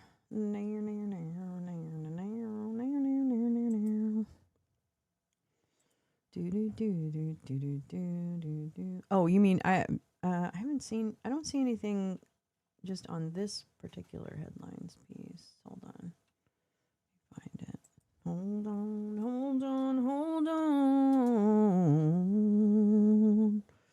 Well, I did see U.S. forces seize 2 tankers, one under a Russian flag.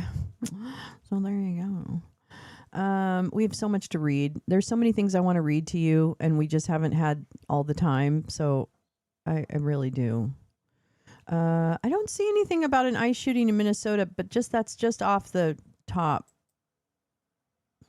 So I might just be looking in the wrong place. Let me check Reuters. Reuters. No, they're all up in arms about this fucking tanker. Tanker. Okay. I don't see anything, but we're going to keep monitoring that. So thank you for that. Let me see. I'll go there. Okay. Sorry. And now we'll go back. Yeah. And now we'll go. Oh, just happened. Okay. All right. Thanks, Griffey. I honestly wonder if phthalates in laundry, scent, cheap perfumes, and air fresheners are what's causing our autism in some cases. For me, those scent chemicals affect me in a very neurodivergent way. I think all of it is on the table to look at, and I always think about scents and things like that. And of course, people are very sensitive to scents, which makes a lot of sense. Sorry, I didn't mean to say that. But it really is. I think the dyes and fragrances and things like that really are something that we should really pull back on, because inevitably chemicals sitting on your skin surface has to be, bad for you. I'm sorry. Like, there's no way that chemicals sitting on your skin, your largest organ, where things can be absorbed through, is good over the long term. I mean, it just makes sense. I've been trying to avoid polyester and things like that too, and trying to go for more whole thread type of or hemp or whatever. You know what I mean? Like, I've been really looking at. I guess I've just been looking more at the content of clothing before I buy it. So I don't know. It's just I don't know why, but okay. Wait, what was I doing? What was I going to do? Oh, you said MS Now. Teresa. I don't have MS Now, but we can just see what's happening on their website. Okay, they're just dumb. You're just dumb. No, I'm just kidding. Live TV. Let's see if they're live. Are you really live? I don't want to sign in. Okay, fuck it. That's not going to work. All right, we'll keep monitoring. Anyway, here we go. Back to this nonsense. These programs are going where they need to go. So my request of these blue states and these blue state governors is partner with us. Let us figure out how to do this better. Let us make sure that whether it's the vaccine schedule or the SNAP program or the Medicaid program or the child care program, that we are doing everything we can to protect every tax dollar, but to also ensure those who need it the most vulnerable in our society, are getting the programs they need versus those who A, are not even supposed to be here, or B, are cheating the system. Jeff. Thanks, Caroline. One of the changes that was made had to do with alcohol. Secretary Kennedy or Dr. Oz, could you explain the science behind the new language on not saying 2 drinks for men and 1 drink for a woman every day would be healthy, and whether or not the industry had an impact on the language of moderation versus just saying alcohol is not healthy and you shouldn't drink it? So alcohol is a social lubricant that brings people together. In the best case scenario, I don't think you should drink alcohol, but it does allow people an excuse to bond and socialize, and there's probably nothing healthier than having a good time with friends in a safe way. If you look at the blue zones, for example, around the world where people live the longest, alcohol is sometimes part of their diet. Again, small amounts, taken very judiciously, and usually in a celebratory fashion. So there is alcohol on these dietary guidelines, but the implication is don't have it for breakfast. Right, this should be something done in a small amount with hopefully some kind of an event that might have alcohol I don't added. think it's 64. But the general move away from 2 think it's glasses of 40. men, 1 I think glass it's of a women, there was 40 never really ouncer. good data to support that quantity of alcohol consumption. That data was probably primarily confused with broader data about social connectiveness. Take a couple more. John? Thanks a lot, Caroline. Secretary Rollins, I'm curious about with these guidelines. They're not mandates, they're guidelines. What are the practical effects of these guidelines on public schools all across the country? Well, today begins thank you, John. It's good to see you. Today begins the first day now in a recalibration of the rules, whether it's school lunches, whether it's the SNAP program, whether it's as veterans were mentioned, our prison system, that now we begin the process of implementing and redrafting the rules to reflect what this new dietary guidelines for Americans actually is doing to our food system. So there is a lot of work to do. Nothing changes overnight, but as I think we've proven, this administration moves very, very quickly on all fronts, 7 days a week, 365 days a year, and so you'll begin to see some real changes coming very soon. As everyone is aware, for many of our most vulnerable in the margins in our communities, the school lunch is often the best place for our children to get the healthiest meal. Hopefully with stocking standards and reworking SNAP and the SNAP waivers we've done, that begins to change too. But right now, that is going to be the single most important, from my perspective, move forward, is the school lunches and making sure that So we're getting the what are you right going to amount, do? Like, the best you're going to amount, have most nutrient-dense conversations foods into the schools. Thank you. You're going to have conversations with schools about how to change their lunch program. When are you doing this? What are you doing? That takes a lot of coordination. That takes a ton of coordination. And then each district really has different service providers for their food programs. So there's multiple food providers. How are you going to do this? And when are you going to do it? And when does it start? Like, there's no plan. These motherfuckers just sit there and go, well, we want to make school lunches healthy again. Really? Because you bitched when Michelle Obama said she wanted to. So clearly that's not your goal. So what is it? And actually the question asked about industry input is a really good one, and frankly should be the lead question. So what industries had input on the new guidelines? What industries did you meet with as you developed these guidelines? That seems to me to be the question. Yeah, it's Cisco. I get it. I know. But I'm also saying that, you can't just, tell me what you're doing. Yeah, it's not good food. And guess what? Okay, I have so much to say about kids and food and school because I ran a high school. And I'm going to tell you right now, I spent 4 years, one of my goals was to bring in fresh snacks and help kids make sure that they were eating breakfast that was provided and eating lunch that was provided. I couldn't do much about the breakfast and lunch because you can't make kids sit down and eat. And the food is the food, so there's nothing I could do about that. I tried so hard to bring in a fresh snack. Like at 10:30 in the morning, I wanted the kids to have a really big snack because a lot of them wouldn't eat, didn't come to school eating, or they came to school with an Arizona iced tea and a Slim Jim, whatever. So I am telling you right now, and it was impossible. I couldn't do it because we couldn't store any of the snacks that would need any kind of storage. So there was no bringing in apples or anything like that because we didn't have the right storage. So I'm telling you, this is really, there are ways to solve problems at schools with food for kids. But there's a lot more deeper issues. And I'm going to tell you right now, here's another thing. You know what happens in a high school at lunchtime? Kids are socializing. That's one of their few times, because they don't get a recess. They don't get that, right, in high school, which they should, actually, but that's another topic.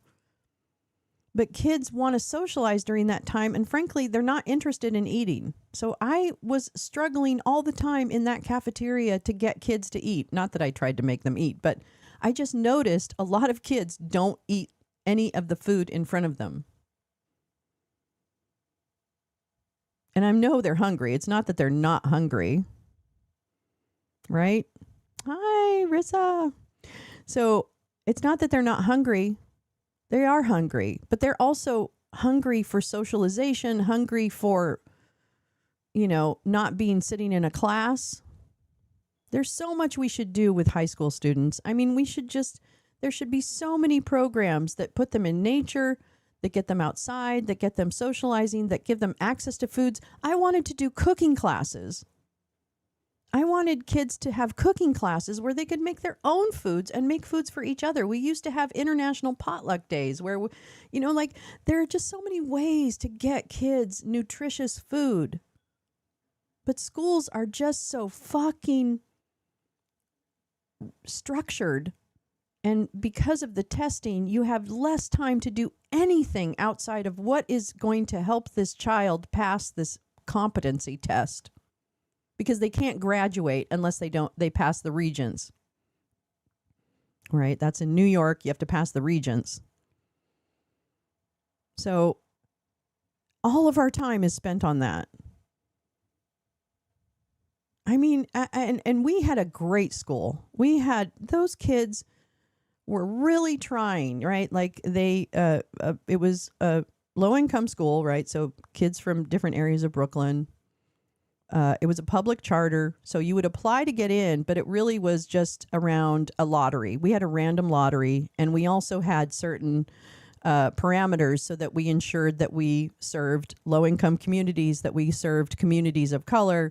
We had special education communities. Like we had to meet requirements and serve our population, right, through a random a blind lottery, which we did. And ours was one of the most popular high schools in the city because it was a safe school and the teachers were fucking fantastic. And our arts program, off the charts, would compare to any performing arts school. My theater teacher did an all-girl production of Reservoir Dogs as a one-act play. He rewrote Reservoir Dogs to be all female and one act. Like the creativity is out there.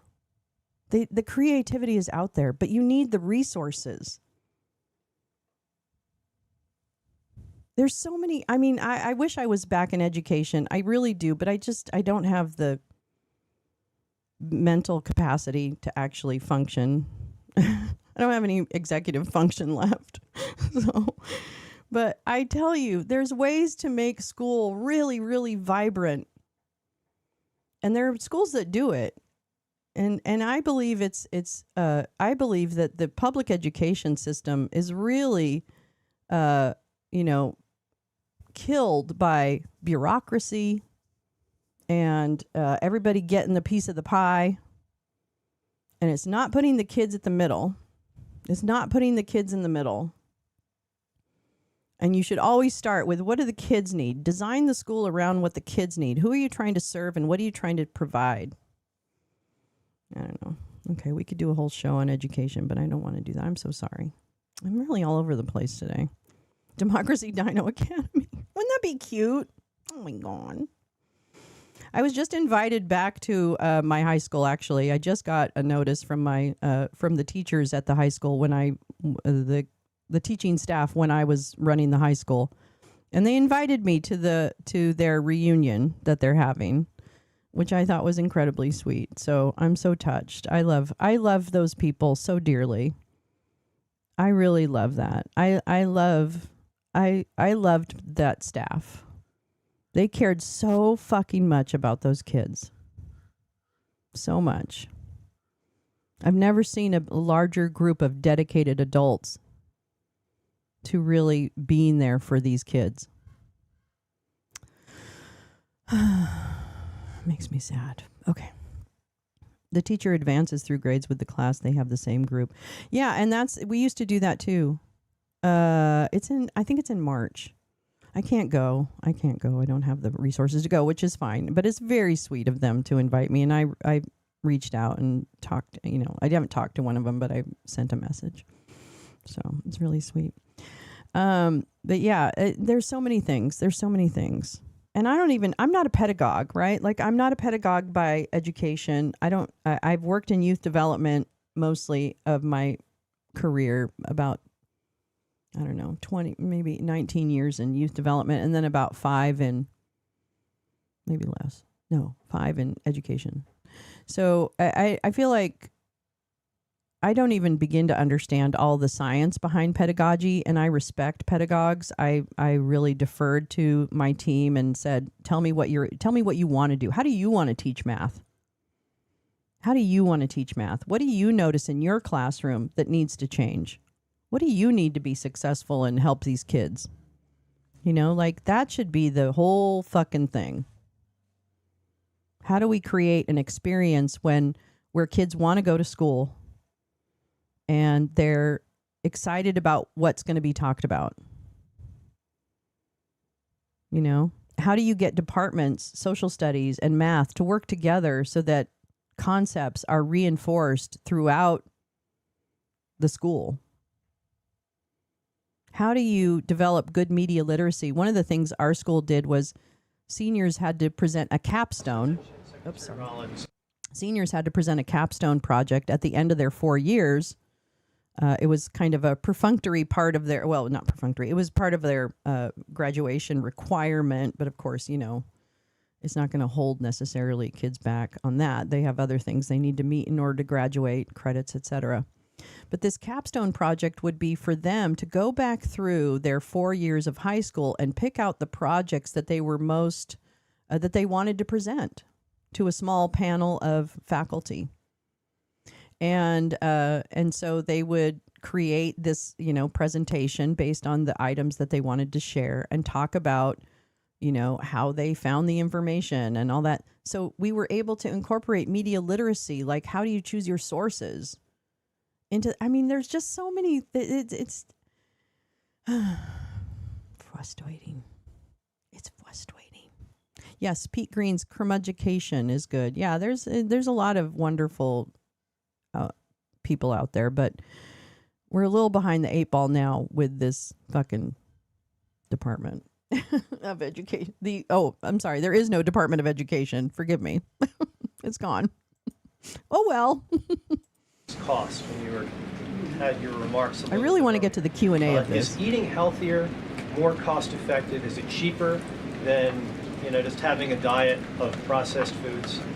I had a whole chart to show you, but left it in the back, unfortunately, that yes, indeed, that eating healthy for the most part, we've got 100 simulations, is actually less expensive. The challenge comes is the access to those healthy foods, especially in parts of America where they have food deserts. They don't have a H-E-B or a Kroger or a Central Market. These are all Texan grocery stores, but whatever similar across the country.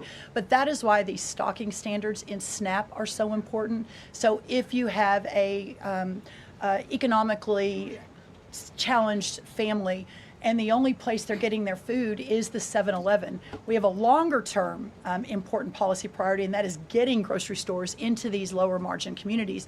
But for now, requiring those retailers, those 250,000 retailers across America, to double their stocking of healthier foods. Okay.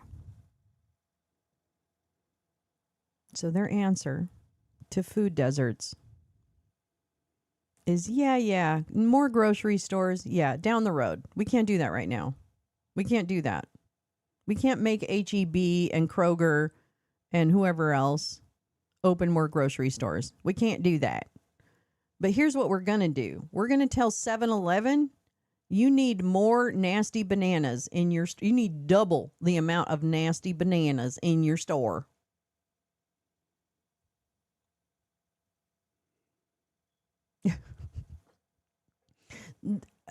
Number one, there's no solution there, okay? That's not a solution. We're going to tell the 7-Elevens they need to have twice as many bananas.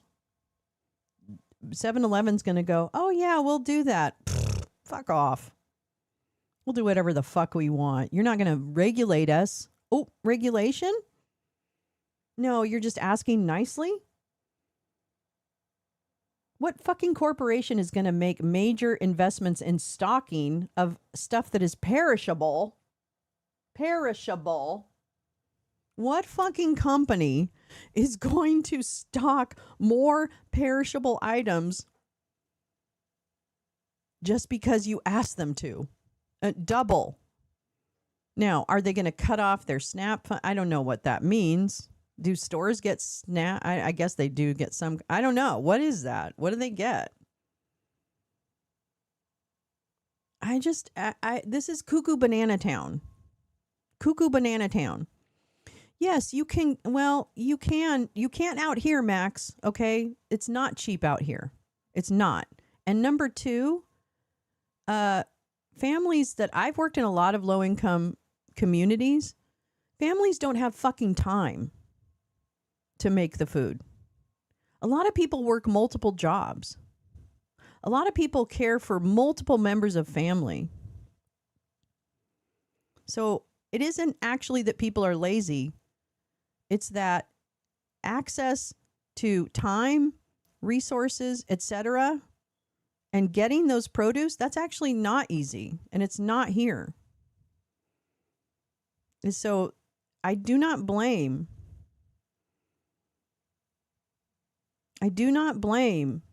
people who are trying to access food at all for not making enough, or eating too much fried chicken or whatever. Like, that's not the issue. No. The issue is provision and access. The issue is provision of foods to and places where people can access those foods in communities. So bitch Rollins has it wrong. She flipped the script. The script is actually that you get more investment in communities to create, to address food deserts and create places where people can access healthy foods at a reasonable price. And also, I don't give a shit if you spend all your SNAP money on Mountain Dew. I don't care. So this kind of patron society that we think we formed, I don't really give a flying fuck shit what you spend your money on. I'm not in charge of your children. And that's unfortunate that you have to trust people to take care of their own families. But guess what? It's not your job. And it's fucking disgusting to patronize someone and say that they can't have this and they can't have that just because. Fuck you. Fuck you.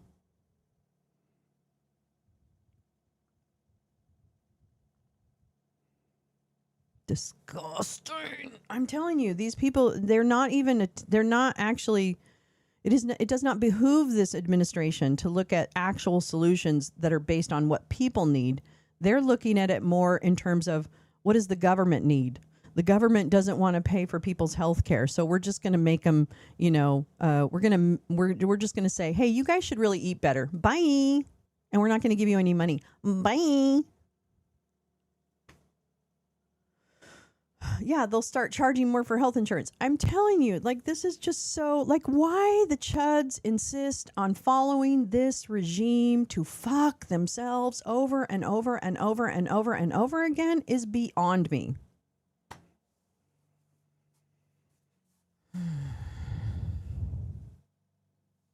Okay, sorry. Here we go again. I just can't shut up.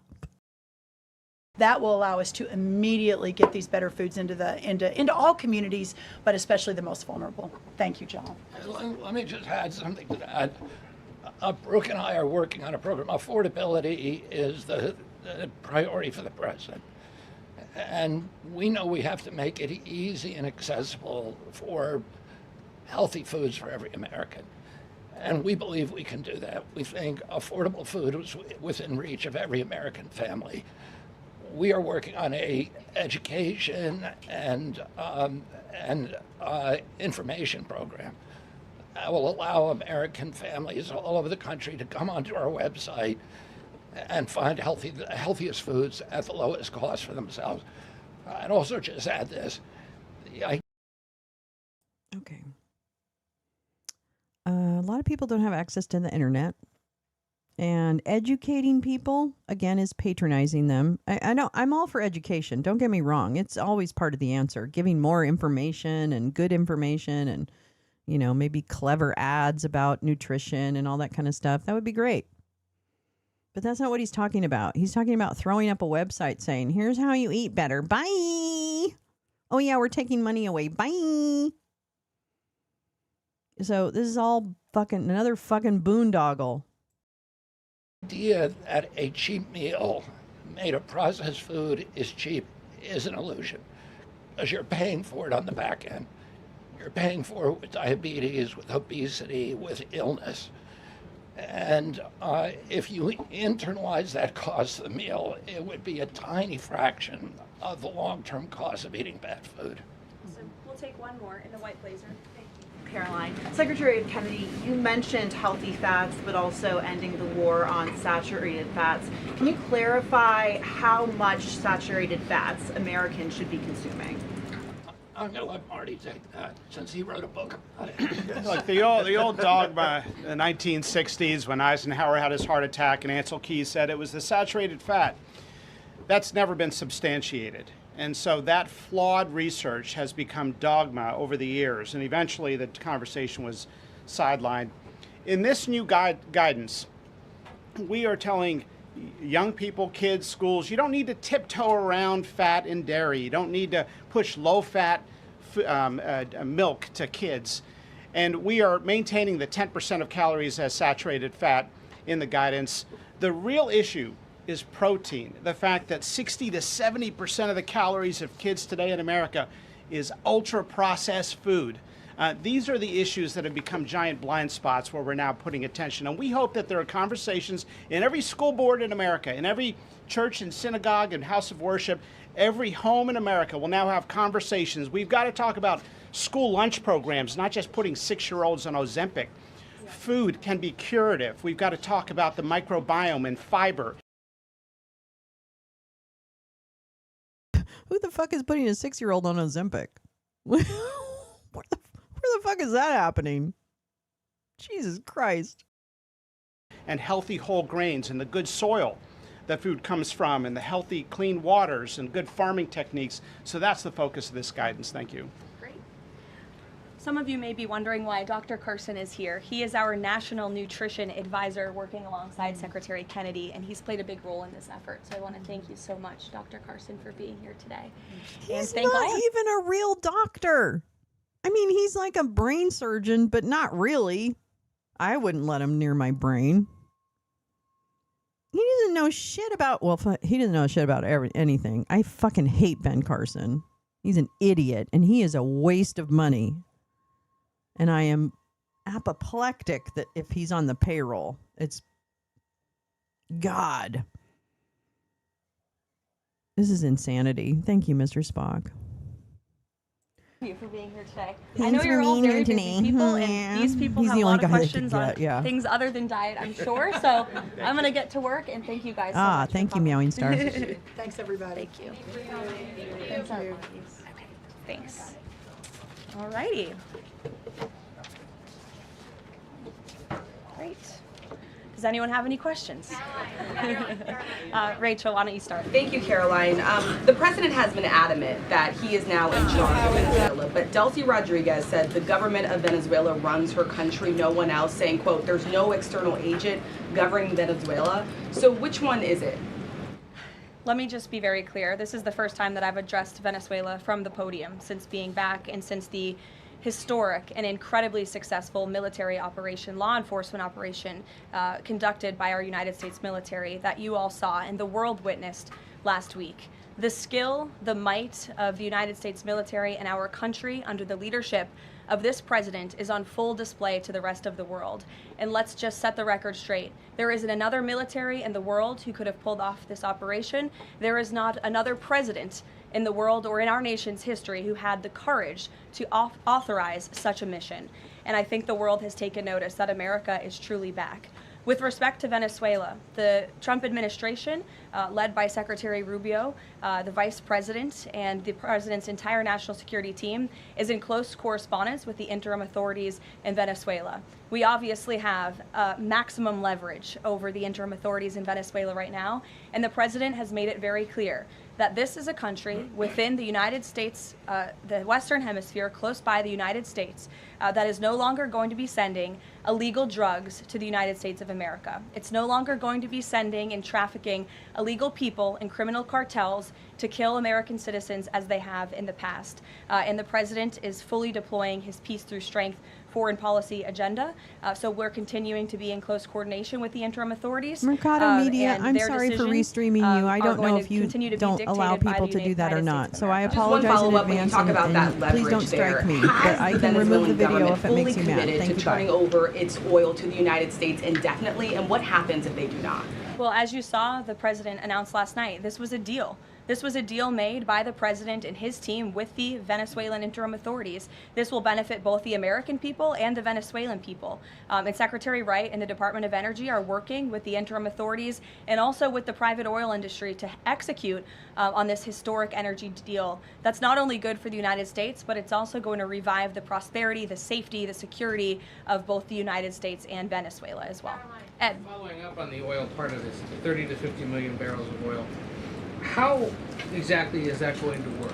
You're getting it out of Venezuela into the United States?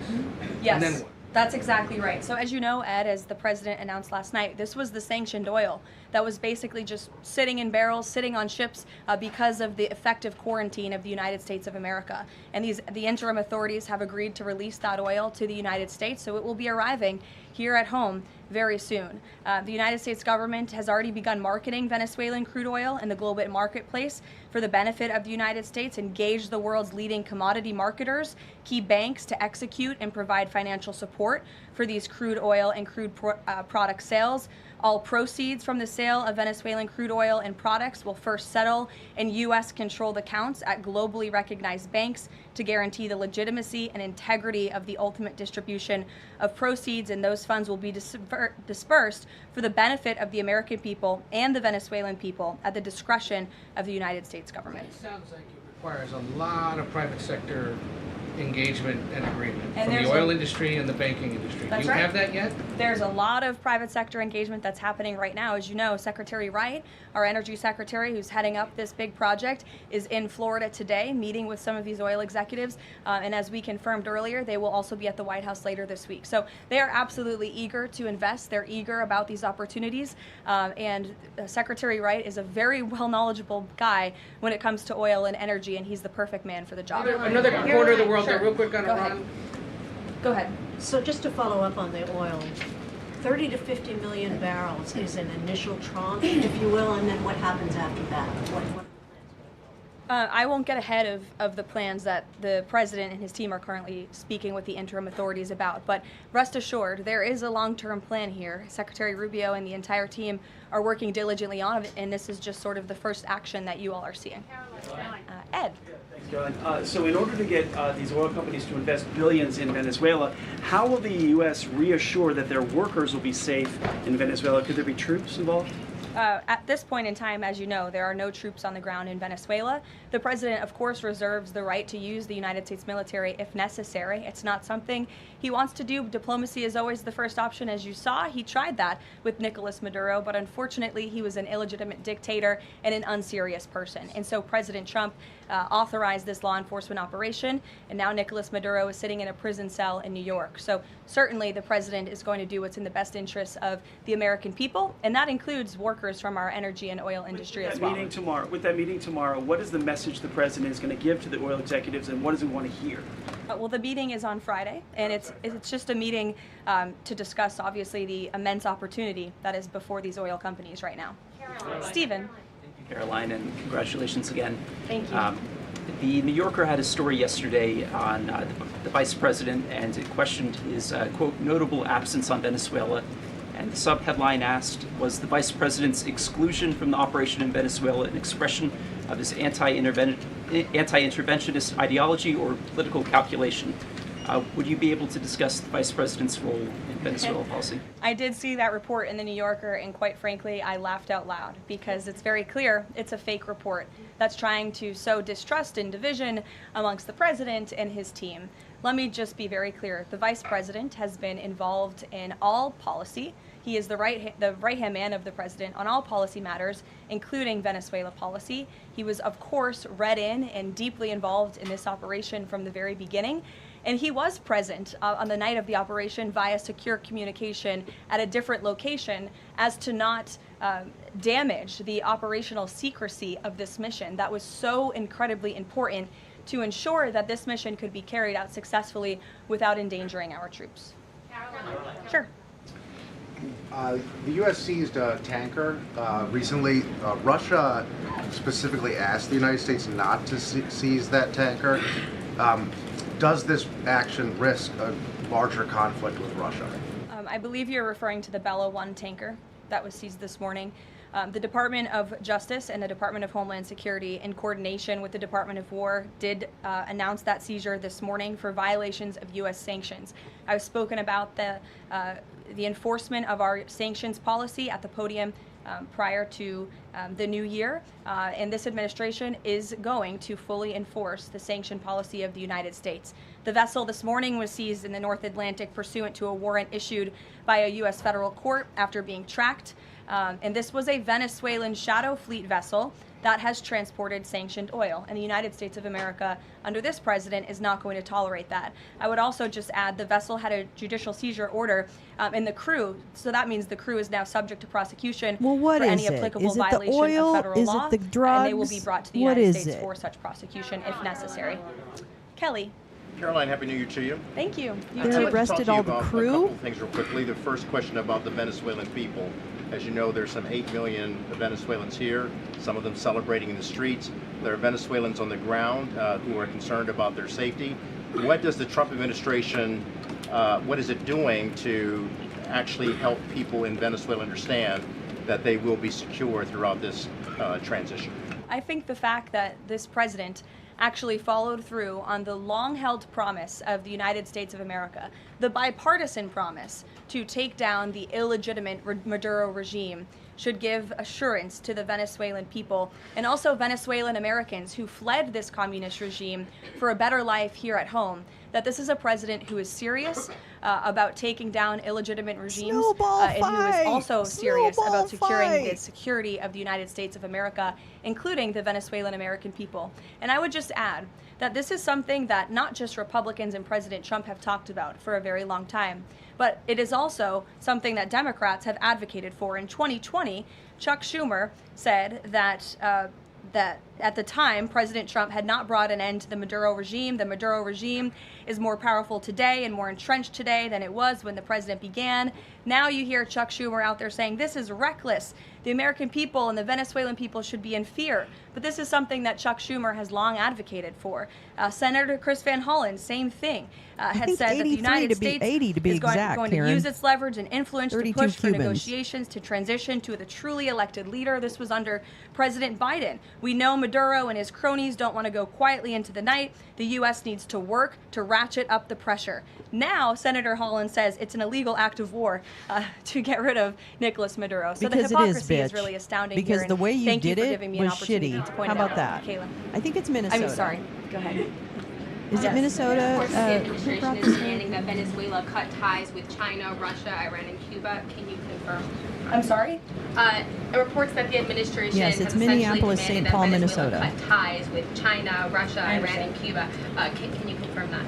Well, those alleged demands were made in a classified briefing by Secretary Rubio, and I know that there's a lot of leaks coming out of these classified briefings, so I'm not going to confirm or deny or get into what the Secretary has said in classified settings to members of Congress. But I think that the administration has made it quite clear to the interim authorities in Venezuela that this is the Western Hemisphere, and American dominance is going to Teresa, continue that's under it. this president. Taking down illegitimate regimes by keeping them in There have place. also been Okay. reports that the U.S. could potentially buy Greenland as one potential option on the table. What would such an offer look like? Is there anything monetarily you could provide? Any details there? Well, that's something that's currently being actively discussed by the president and his national security team. And I would point out that the acquisition of Greenland by the United States is not a new idea. This is something that presidents dating back to the 1800s have said is advantageous for America's national security. The president has been very open and clear with all of you and with the world that he views it in the best interest of the United States to deter Russian and Chinese aggression in the Arctic region. And so that's why his team is currently talking about what a potential purchase would look like. Jackie. Caroline, just following up on Greenland, why not rule out taking it by military force? I know that past presidents and past leaders have often ruled things out. They've often been very open about ruling things in and basically broadcasting their foreign policy strategy to the rest of the world, not just to our allies, but most egregiously to our adversaries. That's not something this president does. All options are always on the table for President Trump as he examines what's in the best interests of the United States. But I will just say that the president's first option So, always yeah, murder has been is. diplomacy. It's on the table, Again, people. look at Venezuela. He tried ardently to strike a good deal with No, he Nicolas didn't, Maduro. because He told Maduro him, actually "I will use the contacted United him States within military. You days will of not being like it, abducted. So if you fuck don't you, take Caroline, such a you're deal." lying. And look at what happened with respect to Iran.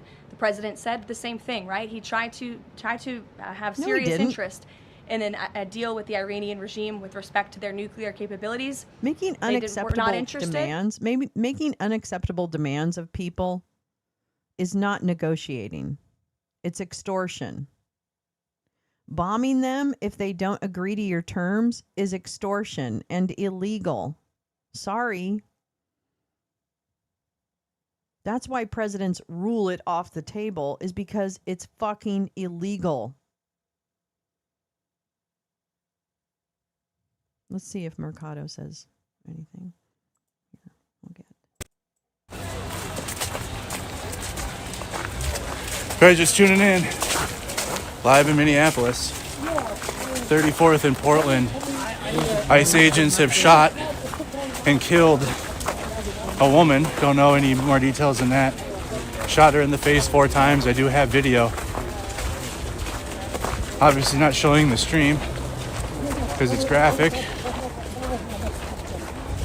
What's good, bro? What's up, bro? Staying good? You good? Staying warm?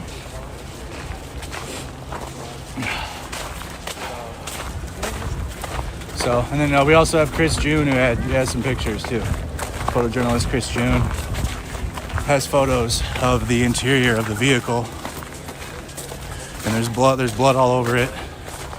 There's blood all over the car. But wait until the country finds out what ICE did here. None of that daycare shit will even be a blip. I can't show the video. Someone's killed in the video.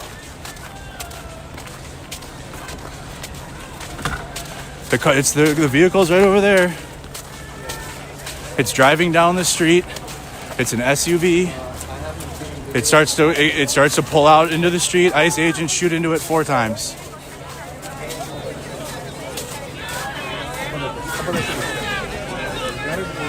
And then kill her.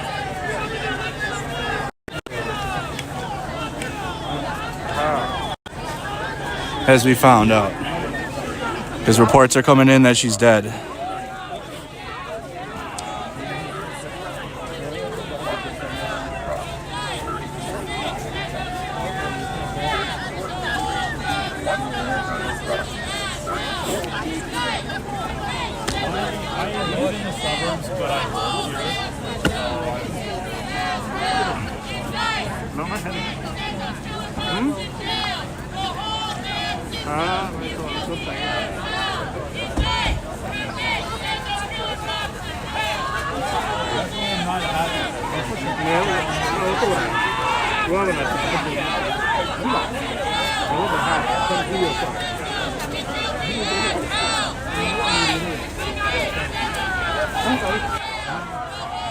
So Mercado has also been on the ground in Ukraine. He's a fighter. He's a soldier.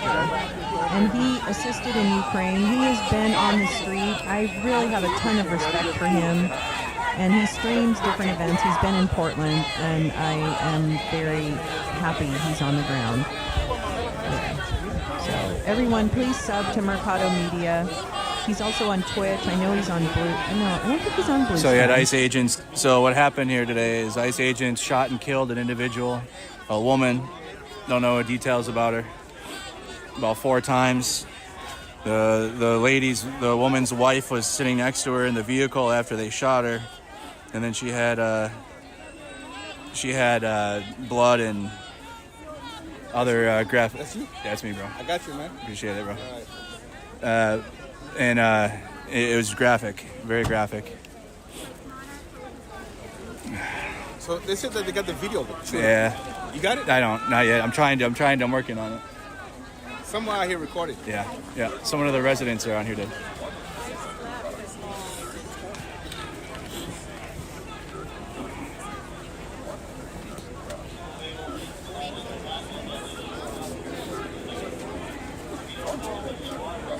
This is what they voted for. I tried to live stream. It wouldn't go through. It won't go through? I got lucky then, bro, I guess. Nothing is going to dissuade the They got a thing, yeah, for sure, bro. They jammed it. Facts. I don't know if he was or not. Maybe only you probably registered as a I think press. he No, did. I mean, No, well, you you don't have to. Anybody can be a journalist. Well, not anybody, Andrew. I do. I have like my own social media that I made. Yeah, I follow you. Oh, I appreciate that. Yeah. You do a little better job than others, so let's not be. Let's not Yeah, be but so I generous. don't have a. I was whitewashed though, bro. So Mercado. that's me. Yeah. Yeah. I don't have any culture. But they're attacking your dissent. Yeah, man. Yeah, for sure. Definitely. So I'm doing what I can, man.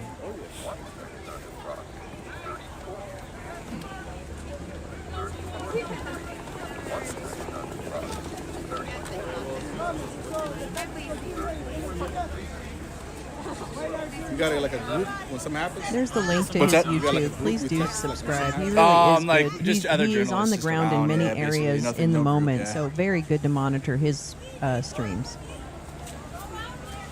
Is she a legal observer, Jen? Is that who it was? It's like some breaking news No happened. How you shit. get Was info? she a legal observer? Just but the you're saying just just the in groups, general man. because Like, of yeah, witnessing yeah. the. Okay. How long have you been here at this I mean, protest? no, you just can't shoot people in the face. 2 hours Sorry. ago. yeah. You fucking chuds. Here when they were like opening fire with the pepper Yeah. I got hit with that. Jeez. Yeah, man. 1 second. Hello? Yeah. Yeah. Okay. Just Minneapolis police still cordoning off the scene. Type shit. It's still the same thing.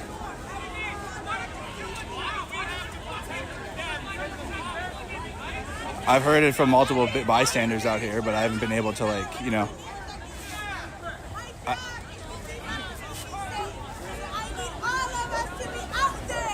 that's what I'm hearing too. I'm hearing that as well. Shot 4 times in the face is what I heard. Okay, so yeah, man. Do you have the video? Do you have video? Okay. All right.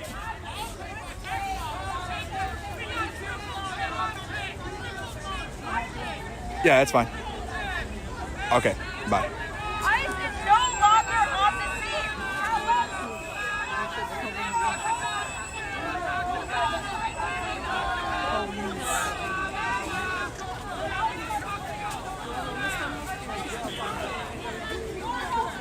Hey, are you on your way home? Oh, okay. Okay, well, as soon as you get there, could you send me that video? I'm sorry I'm being annoying about it. Okay, appreciate it. No, I'm not posting it at all. No. Yep. Yep. Yep. Yeah, I'm not posting it or showing it. Okay. Okay, appreciate that, buddy. Thank you. Yeah, I'm not posting it, don't worry. All right, bye.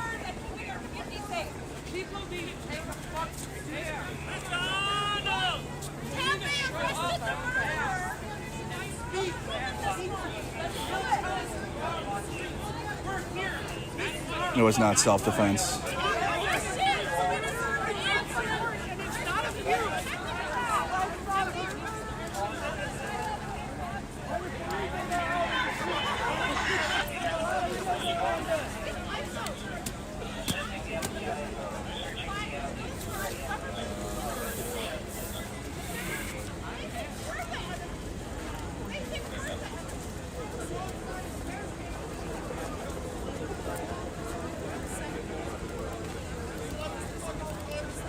The irony after they post this shit. Murderers have no home in Minneapolis. They should leave then. I guess they should leave.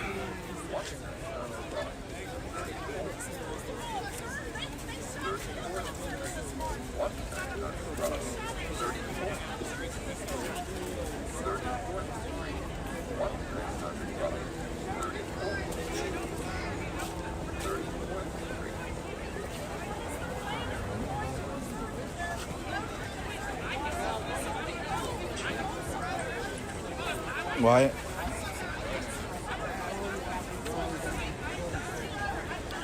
I guess Homeland Security put out a post. Okay, here's what they said 13 minutes ago.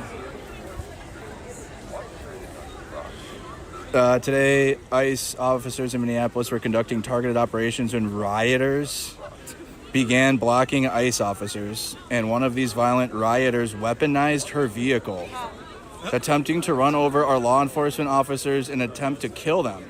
When did that happen? An act of domestic terrorism.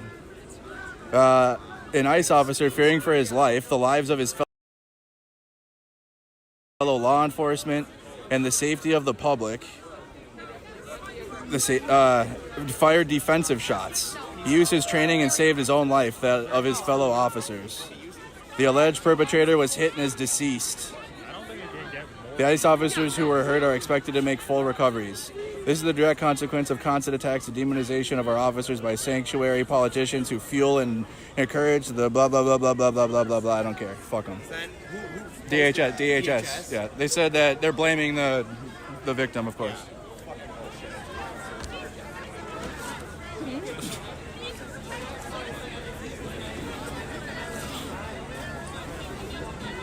This is a Fox they fired News down in the 4 corner. times. That's the local Shot her Fox News four times, yeah. station live feed.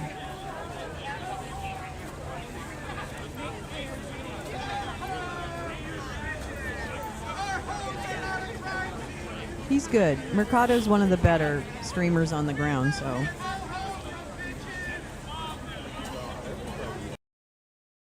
This is going to get messy.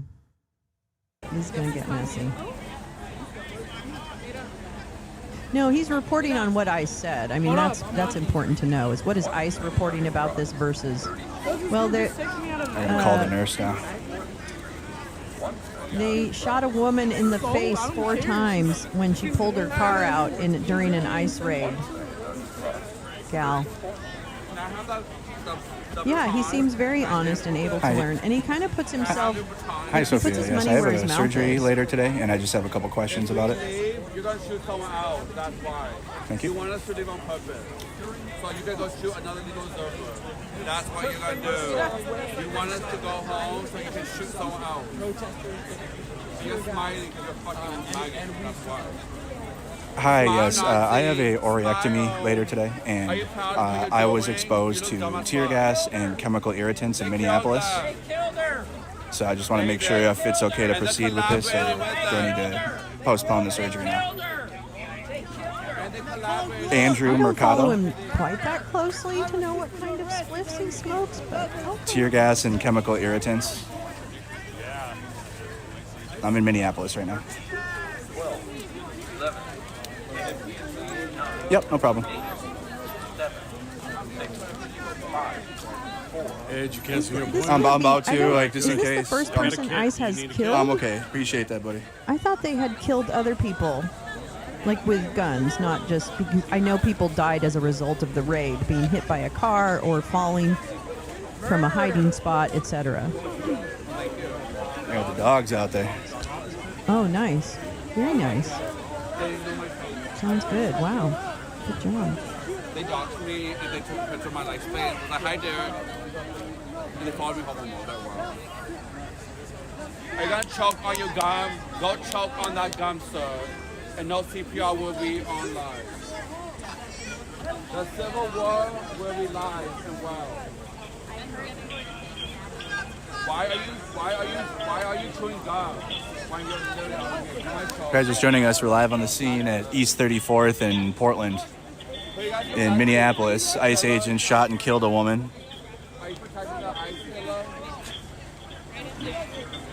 Yeah, I have a pre-cancer surgery today, a preventative cancer surgery, but I don't know if I can have it if I'm exposed to chemical irritants. I took tear gas to the face. Hello. Speaking.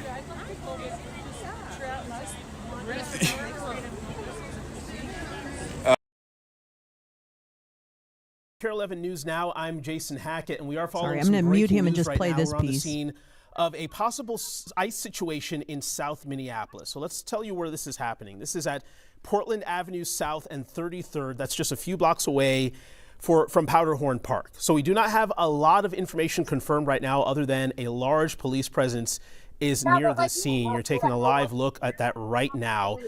Of course, this is all happening as DHS says it is in the middle of its largest immigration enforcement ever right now in the Twin Cities. Some 2,000 federal agents deployed out here, 150 arrests here in the last few days. So that was a live shot that you're seeing near the scene. We have our Gordon Severson live out there. He just arrived. Gordon, I know it's hectic. I know there's a lot going on right now. Tell us what you know and what you're seeing I out thought there. she did, but I could be wrong. Well, yeah, we're here at the corner of 33rd Street and Portland Avenue, and more than 100 people here. And as we're walking over, we saw about a dozen or so federal agents kind of getting out of their vehicles, walking this way with full-on, This is 1 hour protective ago, gear just for context. This and report weaponry. is And then we 1 got here hour to the ago. scene, and there was a few dozen more federal agents here Andrew already at the Mercado. scene. You can see it's already I blocked put his off. link- I'll pin And we're his link. seeing, a few dozen Minneapolis police officers also here at the scene. I did put a call into police to kind of get some information to see what they know about this incident, but I have not heard back from them at this time. Now, when I first got here to the scene, I did hear from a couple of told me that a federal agent, someone involved in a federal operation, had shot someone. We're working to figure out to try to confirm that information. They claim that the vehicle that this person was in was towed away from the scene several minutes ago before we got here. Again, we're trying to confirm some of that information. Jana, our colleague Jana Shortle, was actually just interviewing that witness.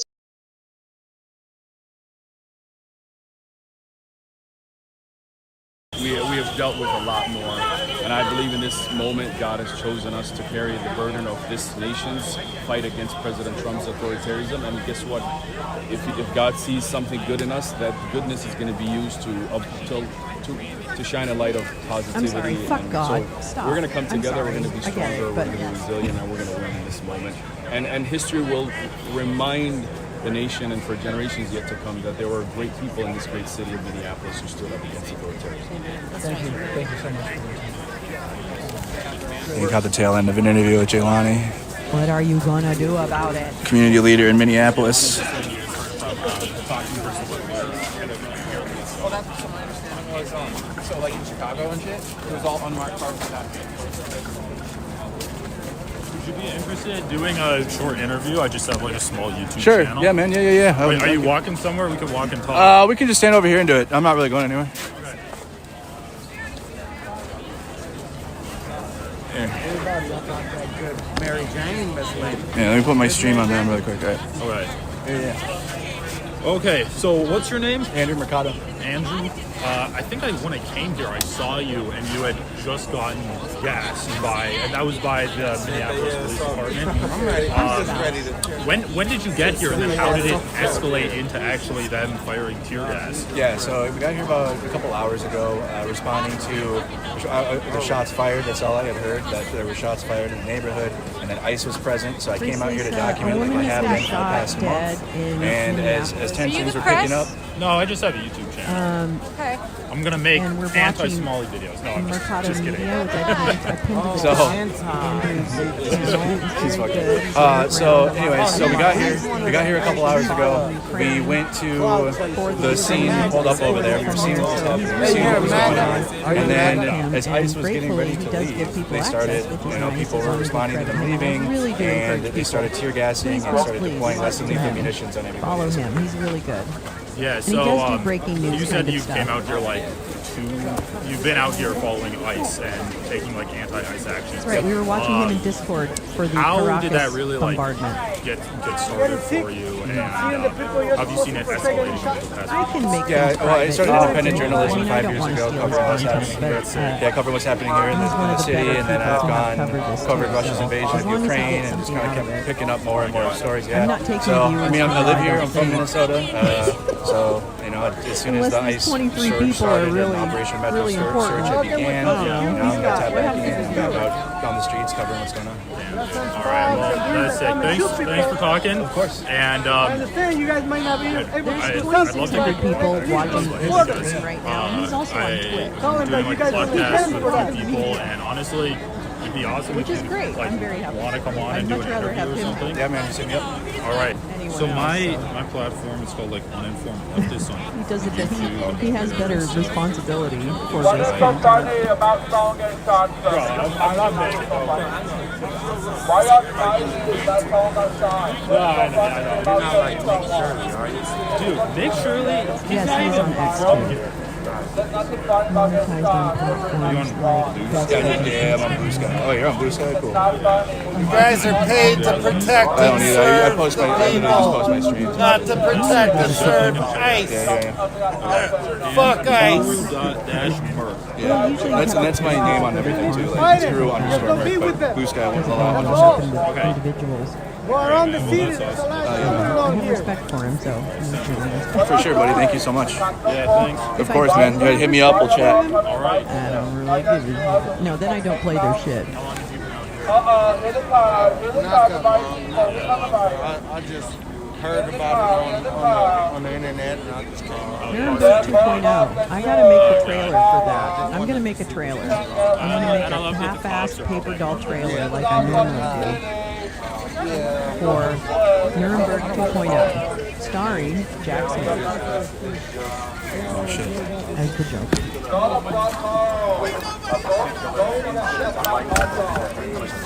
Murder of a young woman who did what she felt was important to her at the time to stand up for her neighbors. She decided that she wanted to be a witness, to be an observer of the actions that ICE was engaging in. And she unfortunately have been murdered by ICE agents.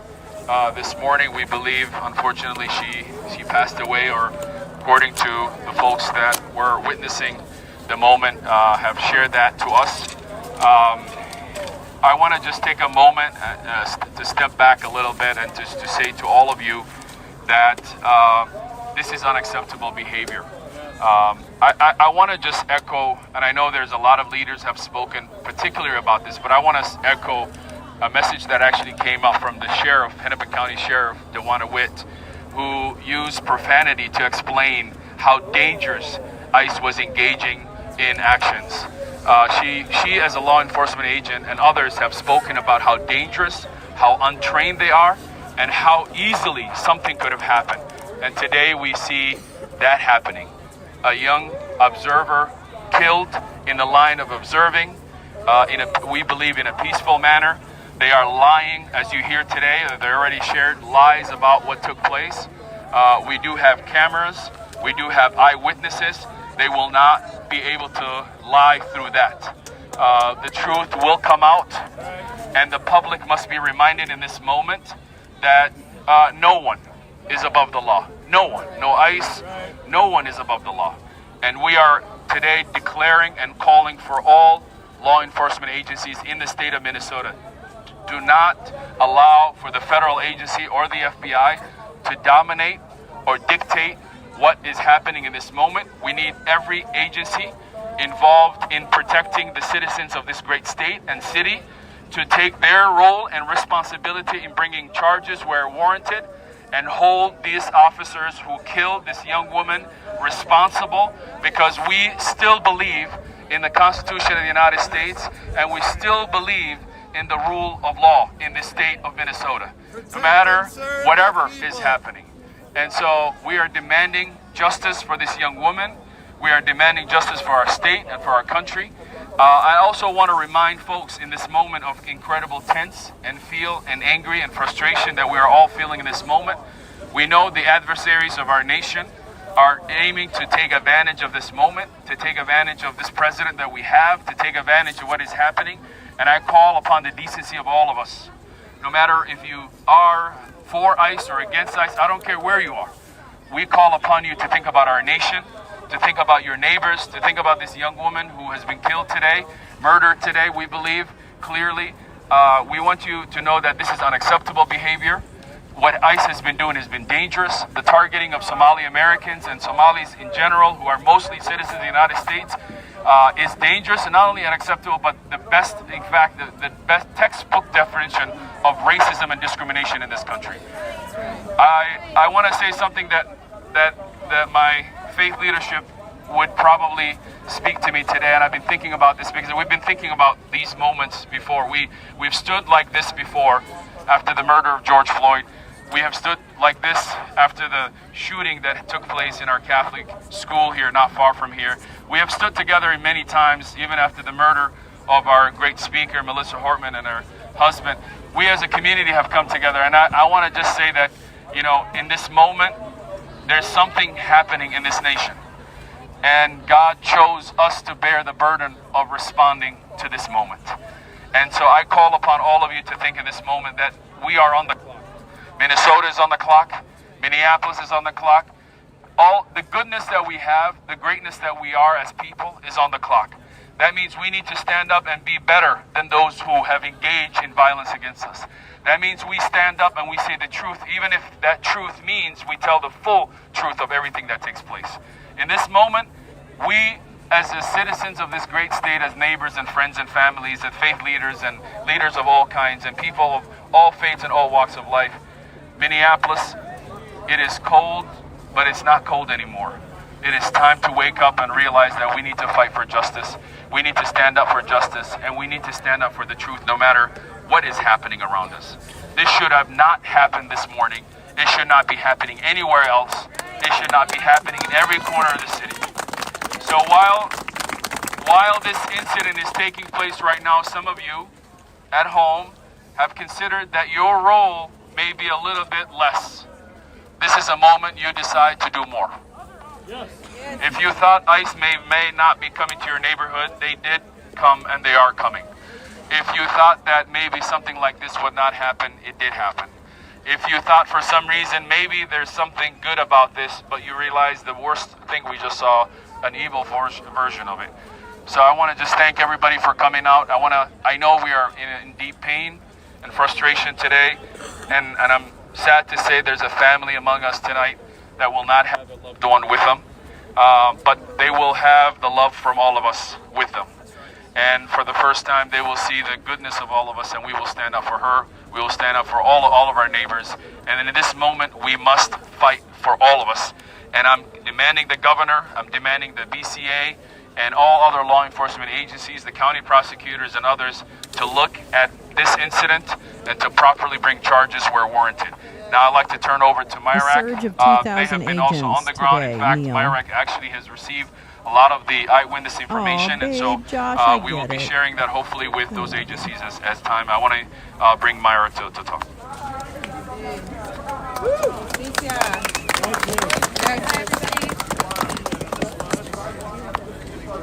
Oh, you hold it. Gotcha. Hello, everybody. My name is.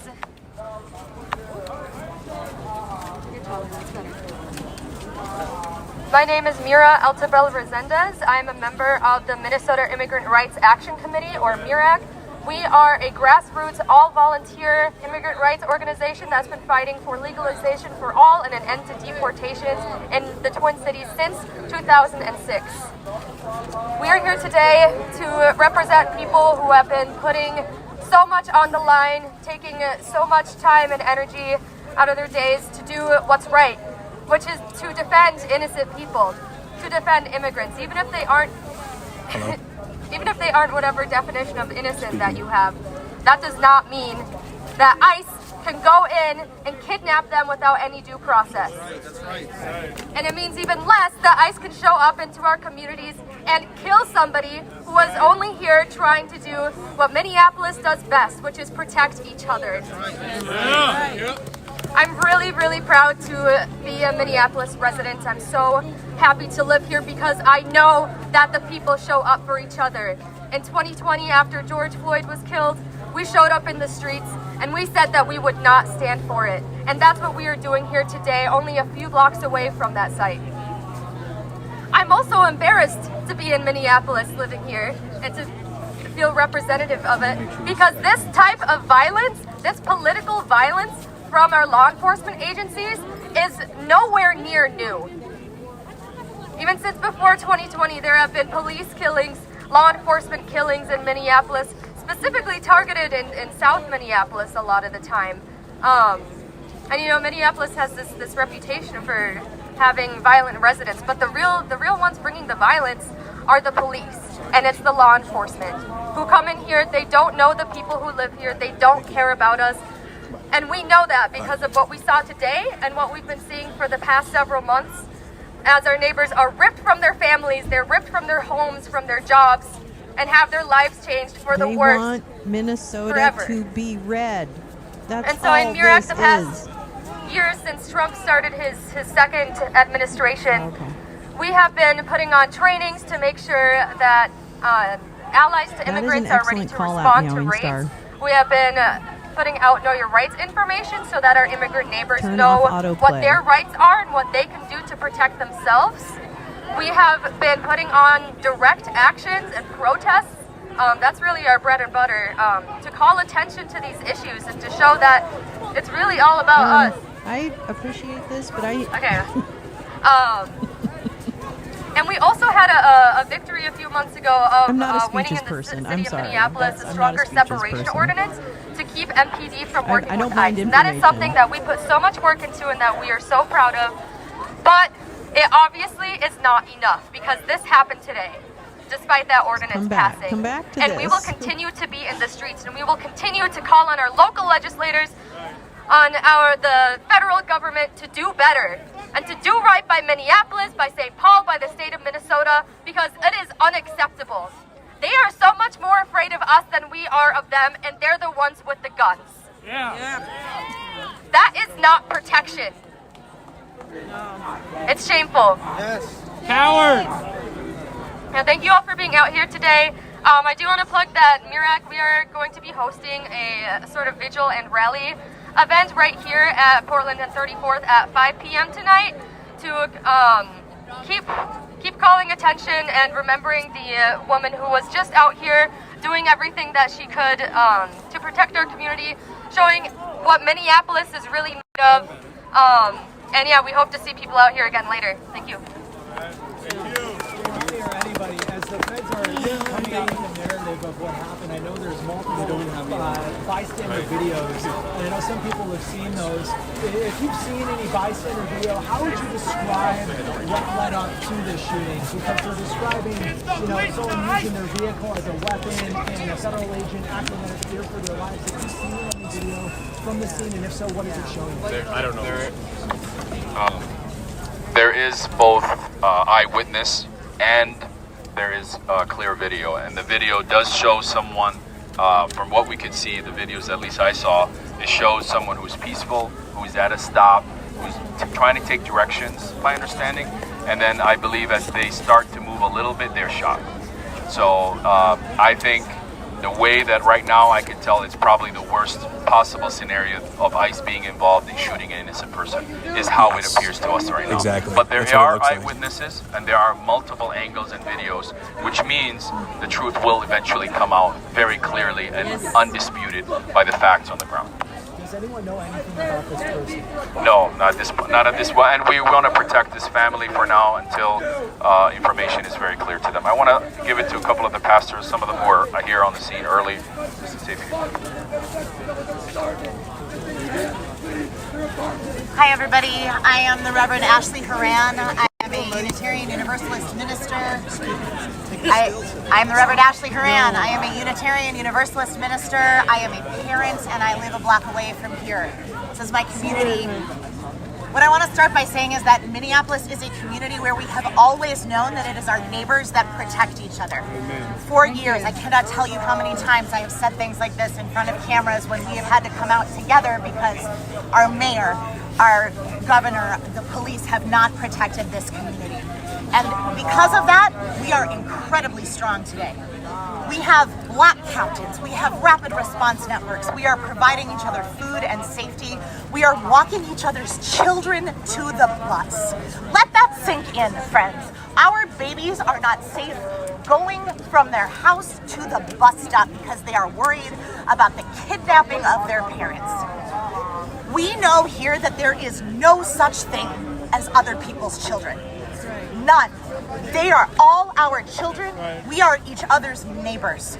And Minneapolis knows this profoundly because we have had to over time. Today, this community showed up and showed out. I got a call this morning on my Signal chat saying, get out here, they're kidnapping a parent at Green Central Elementary School across the street from my house. We ran out the door, I abandoned my Zoom meeting, and everybody was there. There were 40, 50 people there already because we know how to do this, because we are ready and because we know we have to. We should not have to, but we will. And we know that every single life is sacred, that all of us have a duty to protect one another, and that we need ICE and all federal agencies out of this city to manage the mayor and the police to stop ICE from terrorizing our neighborhoods. Go arrest ICE! Go arrest ICE! Go arrest ICE! Go arrest ICE! Go arrest ICE! Go arrest ICE! So we got chanting Lolo. They're saying go arrest ICE. Go arrest ICE! Go arrest ICE! Go arrest ICE! We can't come in Go arrest today. ICE Go arrest ICE! And go arrest have we ICE! heard from Brian O'Hara? Go arrest ICE! Go arrest ICE! Go arrest ICE! Go arrest ICE! Go arrest ICE! Let me out deaf too! Go arrest ICE! Y'all deaf too? Go arrest ICE! Go arrest ICE! All right, I'm gonna need to drop. Hold on. I'm gonna need to drop a couple of my stuff, you guys, on the way there. Go arrest ICE! Go arrest ICE! Go arrest ICE! Go arrest ICE! I got my schedule, my surgeries canceled, so. they don't want to risk putting me under with chemical irritants in my system now. So I have a press conference holding. Okay, a we gotta- live shot of a we gotta press reset. conference. So we'll go to that sound We gotta reset when, this. They start.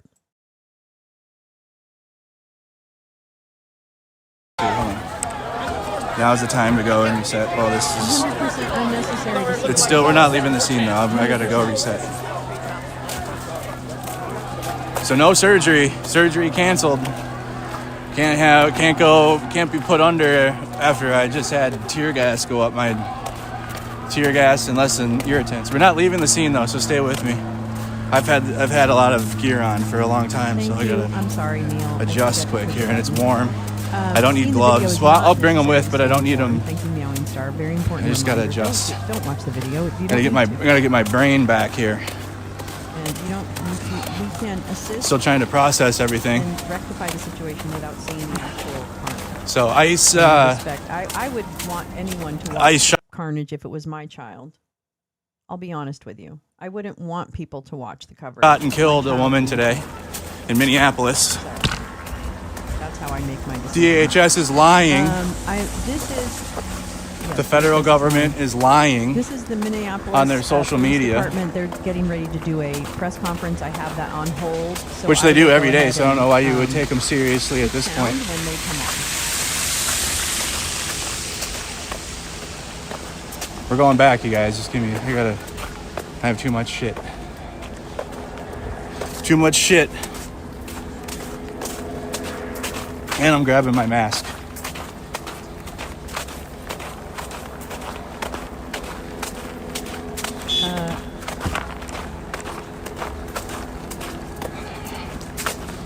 Comment where you guys are watching from. If you guys haven't.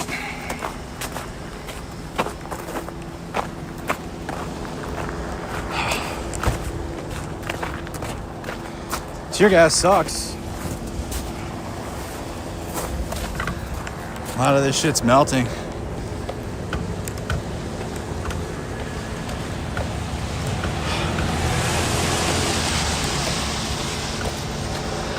We're going back to the scene, guys. Just bear with me for a sec.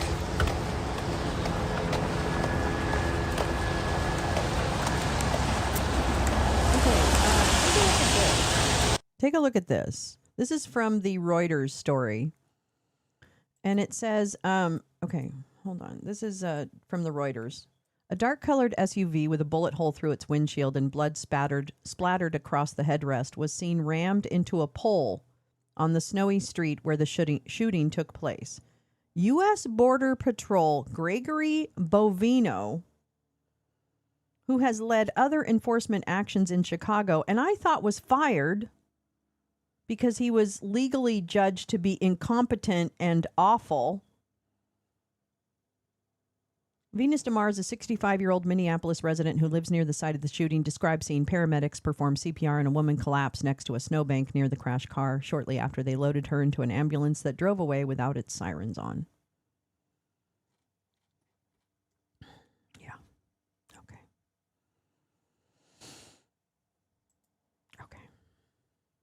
Oh, I think he's on a private call or something like that. Okay. So let's go ahead and see what we can find. Yeah, he'll be right back. He's doing all his car stuff. Okay. Let me see if there's anything else.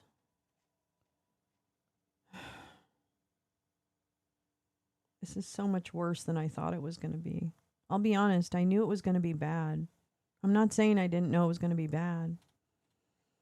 I'm just saying I thought it was going to be much less. Where's like live news? I hate CNN. God, we need a breaking news source that's like really, really good. I guess maybe the AP. I could try the AP. I could try the AP. Yeah. Oh, wait. What the fuck did I just do? Oh, okay. I get it. Associated Press, yeah. Whoops. Associated Press. Yeah. Yeah. News without an agenda. Right, sure. Let's see. It's all about Venezuela and Greenland. We're taking it all. Yeah. Oh, the Trump officials loosened strings on federal education money for Iowa. More states could follow. You mean she was wrong? This little dried up cunt was wrong? Okay. I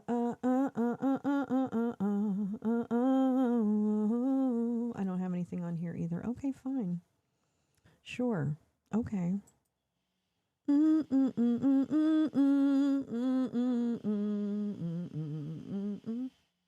God, the construction noise is very a lot. Over here, so I'm dropping. They're really building up my neighborhood. Okay. So now what? Okay, let's go back. Oh. He's going to go back to the protest, so we're going to watch. We're going to stick with him for a minute. It's fine. And then I was waiting for this. Oh, wait, where is it? I'm waiting for this thing to start. Hold on, I'm so sorry. What's up, bro? Myself, I'm bro. waiting for this Independent. to start. Independent media. Yeah. I got like a YouTube Sorry, channel. I don't have enough room on this screen for everything. The ICE agent shot and killed someone. For what reason? Didn't he ask them to leave? He asked everybody to leave the country. And they shot offered some money there. They didn't offer black people that. Nah, none. Hey.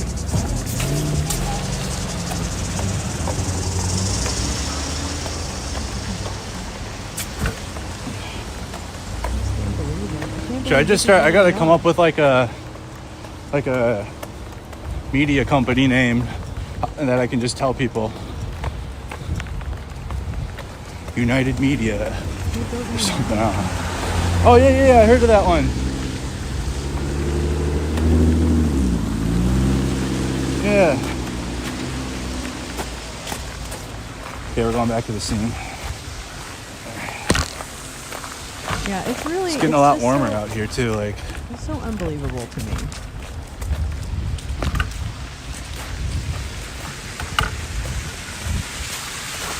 It looks like a beautiful day in Minneapolis. I will say that. It looks like a nice... yeah, we're all good now. So just to catch you guys up, walking back up to the scene, you had ICE agents conducting a ICE thing at 34th in Portland. I say ICE thing because they'll just go up to people and harass them for no reason. Brown skin. So they'll do that. So they were doing that here. And a observer legally responding, and I actually, there's someone else, some other source reposted the video on X. So it's on X. Now I'm not gonna post it on my main platform. But someone else had posted the video of it if you guys want to see.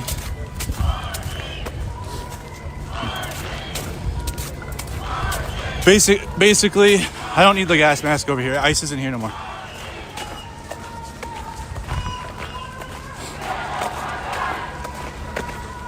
Sounds like 2020 over here now.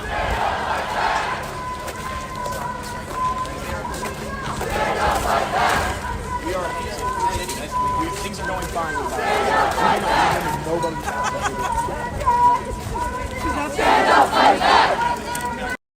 Live in Minneapolis. Yeah, I stand up, fight back.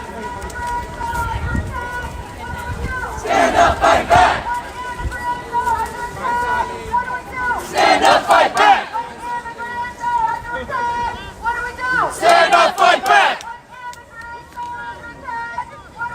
Stand up, fight back. Stand up, fight back. Stand up, fight back. Stand up, fight back.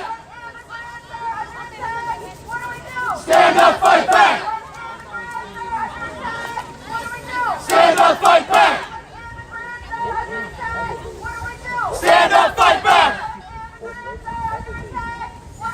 Stand up, fight back. Stand up, fight back. FKD, KKK, ICE, they're all the same. MPD, KKK, ICE, they're all the same.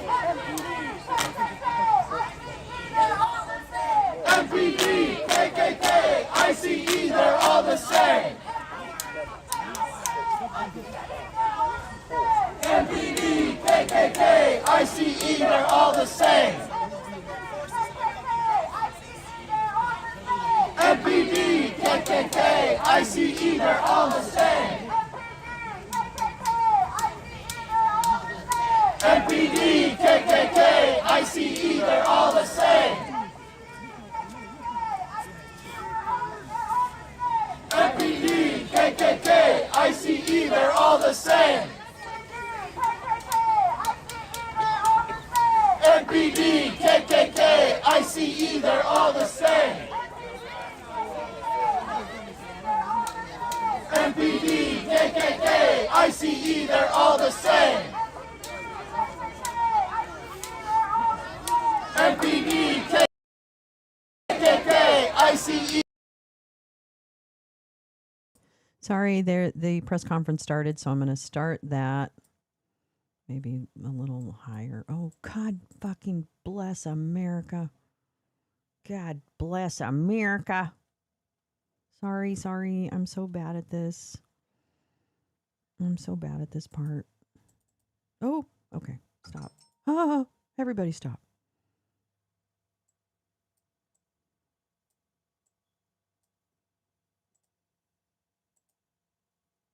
To make sure that there is an investigation that is conducted in full. But what we do know is that a 37-year-old woman is dead and that she was shot by ICE. We've dreaded this moment since the early stages of this ICE presence in Minneapolis. Not only is this a concern that we've had internally, we've been talking about it. They are not here to cause safety in this city. What they are doing is not to provide safety in America. What they are doing is causing chaos and distrust. They're ripping families apart. They're sowing chaos on our streets. And in this case, quite literally killing people. So, they are already trying to spin this as an action of self-defense. Having seen the video of myself, I want to tell everybody directly, that is bullshit. This was an agent recklessly using power that resulted in somebody dying, getting killed. As soon as it happened and we learned of the incident, we had several priorities. The first, of course, was to get the victim to the hospital and to get care as soon as possible. To the family, I'm so deeply sorry. There's nothing that I can say right now that's going to make you or your relatives or the friends of the victim feel any better. There were, I believe, 2 Minneapolis police officers that responded and were in the ambulance on the way to the hospital. The second was to get ICE off of the scene. There were dozens, if not hundreds, of ICE and federal officers that were there at the time. Having them there was only causing more chaos. Having them there was only making a difficult situation even more problematic, and one that, yes, they created themselves. There's little I can say, again, that'll make this situation better, but I do have a message for our community, for our city, and I have a message for ICE. To ICE, get the fuck out of Minneapolis. We do not want you here. Your stated reason for being in this city is to create some kind of safety, and you are doing exactly the opposite. People are being hurt. Families are being ripped apart. Long-term Minneapolis residents that have contributed so greatly to our city, to our culture, to our economy are being terrorized, and now somebody is dead. That's on you. And it's also on you to leave. It's on you to make sure that further damage, further loss of life and injury is not done. We're going to be working towards justice as quickly as we possibly can right now. And justice is what we've all got to get. Next, a message to our community. Look, we all know that the agenda of this Trump administration is to create chaos. Let us respond right now with our best versions of self. This is a moment where all of us in Minneapolis and beyond, we can rise to the occasion. We can show them who we are. We can show them the kind of courage, bravery, love, and compassion that makes Minneapolis, Minneapolis, and that makes America, America. We are better than a bunch of ICE agents being deployed to cities around the country and ripping apart families and communities. We're better than that. And so we are going to meet that hate with love. We are going to meet that despair with hope. We are going to meet that injustice with constitutional justice ourselves. And we're going to make sure that in this very difficult moment, we do not take the bait that these ICE agents are trying to create and that the federal government, to be clear, wants. They want us to respond in a way that creates a military occupation in our city. They want an excuse to come in and show the kind of force that will create more chaos and more despair. Let's not let them.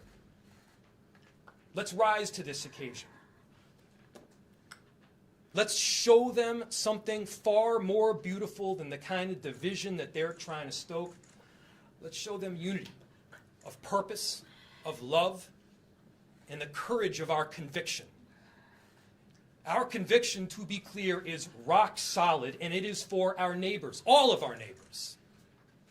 It's for people who have lived here for 80 years. It is for new immigrants who have made this city a better place.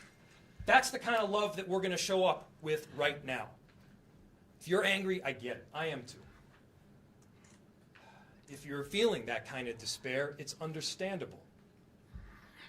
Let's show them who we can be. Let's show up with peace. To march, to protest, to hug one another, to love all the way with peace. Do not give them what they want.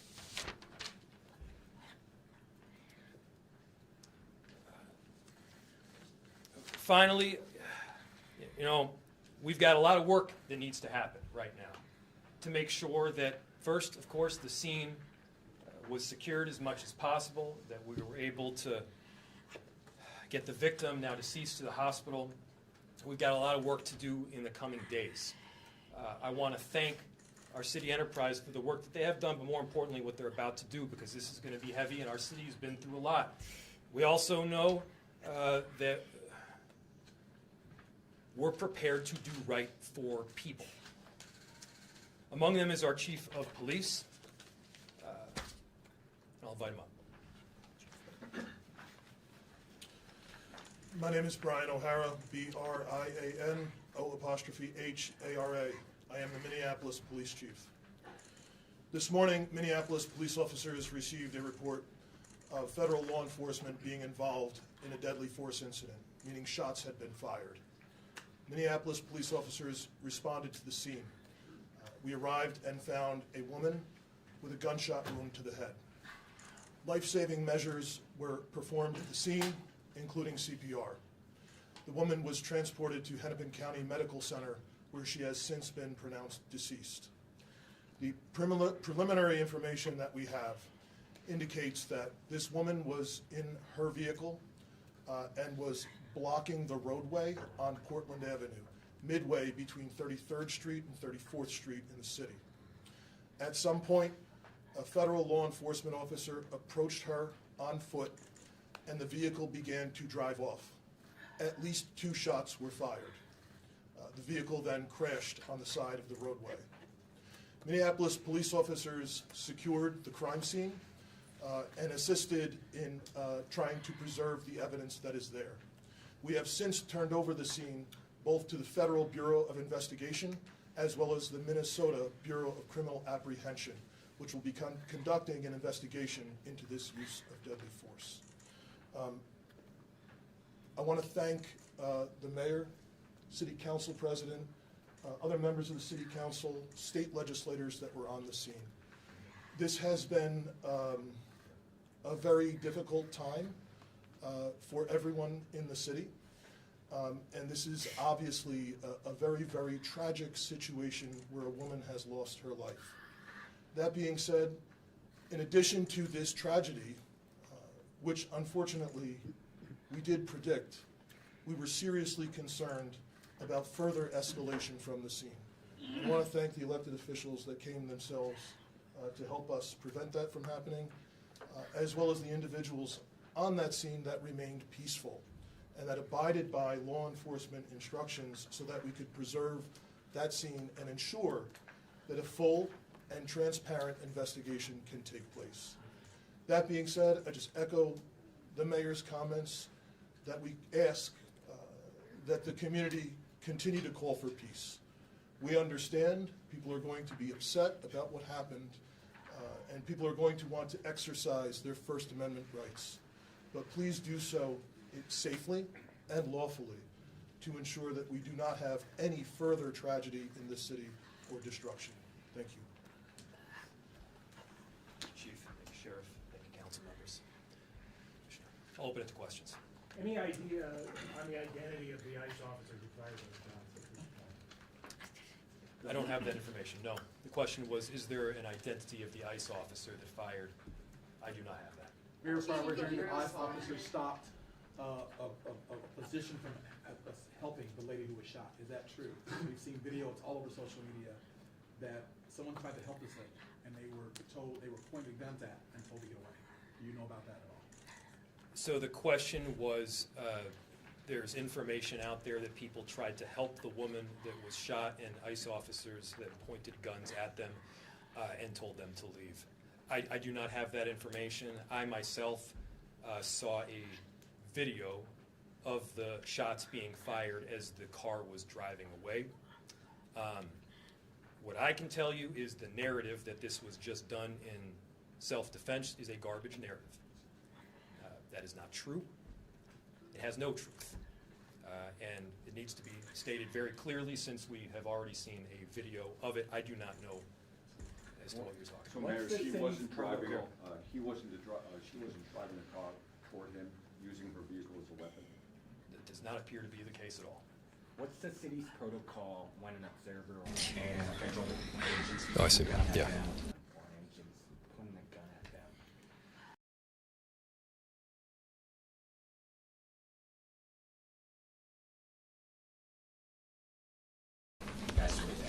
I'll turn it over to the chief. The question is, what does someone do when a federal agent... Had a very dramatic increase in 911 calls related to this activity. We have a protocol in place that has been evolving as the situation has been changing. And at this time, there is a designated supervisor that is on duty 24/7 that fields those calls. And we do everything that we can to ensure that they are appropriately prioritized, with the priority being placed upon the protection of life and safety of everyone in the community. Can you tell us any more about the woman who was fatally shot? Was she there as a legal observer, protester, bystander? What do you know that you can share? So the question was, what can I share about the deceased? There is nothing to indicate that this woman was the target of any law enforcement investigation or activity. This woman was in her car, and it appears then blocking the street because of the presence of federal law enforcement, which is obviously something that has been happening not just in Minneapolis, but around the country. She appears to be a middle-aged white woman. Chief, just about a month ago, you said these unplanned and questionable tactics by federal agents would result in someone being killed at a press conference right here. Do you consider today's tactics in line with that, or do you just have a generic response to the fact that somebody is now dead? The question is that I had previously made several statements about being concerned about the tactics being employed. I am obviously very concerned that I have been told that a woman who was sitting in her car blocking the street and not the target of any enforcement activity is now deceased. However, I do not know, to be clear, I do not know the exact circumstances of the shooting, but I would tell you in any professional law enforcement agency in the country, I think they would tell you it's obviously very concerning whenever there's a shooting into a vehicle of someone who's not armed, but it also is something that is possible. At times it is justified, but it is very concerning, and it's something that most law enforcement agencies in the country train very intensely to try and minimize the risk that law enforcement officers get placed into a situation that the need for deadly force would be necessary. Has there been any indication of that need in this case? I didn't hear the question, I'm sorry. Has there been any indication of the need to shoot into the vehicle? People are trying The question to protect was the, any indication about the probably need, I guess, pro-ICE getting back to the shithead. justification of this, I have not seen any information other than Fuck what I around have and find out, I communicated. guess. The question People are trying was to if she protect was this guy alone from in the being car. beaten up, okay? I know that I got there shortly after this call came in. This fucking I dude. did not see anyone else with her while I was on the Not see scene. much? However, I've since been told by our officers that have been with her the entire time that a spouse has arrived at the hospital. Mayor, just curious if you're thinking about contacting federal authorities to register your concerns about this, personally making phone calls, et cetera. Yes, we've been on the phone all morning. As Really soon as we dumb learned idea, about dude. this, again, there were a series of priorities that we needed to go through. The first, of The course, police is aren't to gonna do anything? keep people safe and to help the victim Is in awesome, any way that yeah. we could. The second was to get ICE off of the scene. There was the notion that ICE agents would be necessary to create a perimeter around the scene itself. They themselves were creating the kind of dysfunction and chaos that they claimed to be trying to help with. And so the message that we delivered very clearly was to It's the make violent them right. leave. That's what it is. Now, beyond leaving the scene, they should also leave our city and our state. You know, we do work, our chief does work, our sheriff does work every single day to keep people safe in our city and in our state. And crime is dramatically down. Crime is down. It continues to trend down. They are doing the hard work of investigating, of arresting perpetrators of violent crime. What this federal administration is doing right now is not about creating safety. Do not let them tell you that what they are doing is about creating safety. It is not. It is having the opposite impact. We need to be clear-eyed about the work that is moving forward, and they need to leave Minneapolis.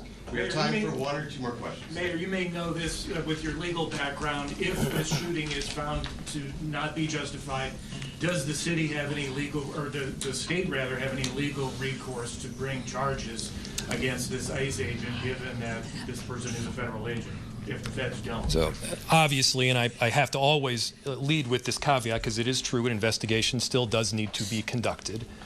I had my perception of what took place based on the vehicle and the vehicle's positioning. It does not appear that the individual is trying to ram anybody. Now, the question was, if it is in fact found to be an unjustified shooting, who issues the charge, who prosecutes, how does Crispy has a numbers justice problem. take She place? didn't I don't know deport the enough answer in full people. to that. This is obviously information that we're still working out. Chief, do you have any additional Like by information, or Commissioner? 2/3 she didn't. The only thing I would add to the mayor's statement is that the crime scene was held by the Minneapolis Police Department, Thank you to and the Mercado investigation Media. is Please now sub to being Mercado led Media jointly and maybe by the give a Federal Bureau of membership. Investigation, Help him out. as well as the Minnesota He's Bureau pinned of to the Criminal top. Apprehension.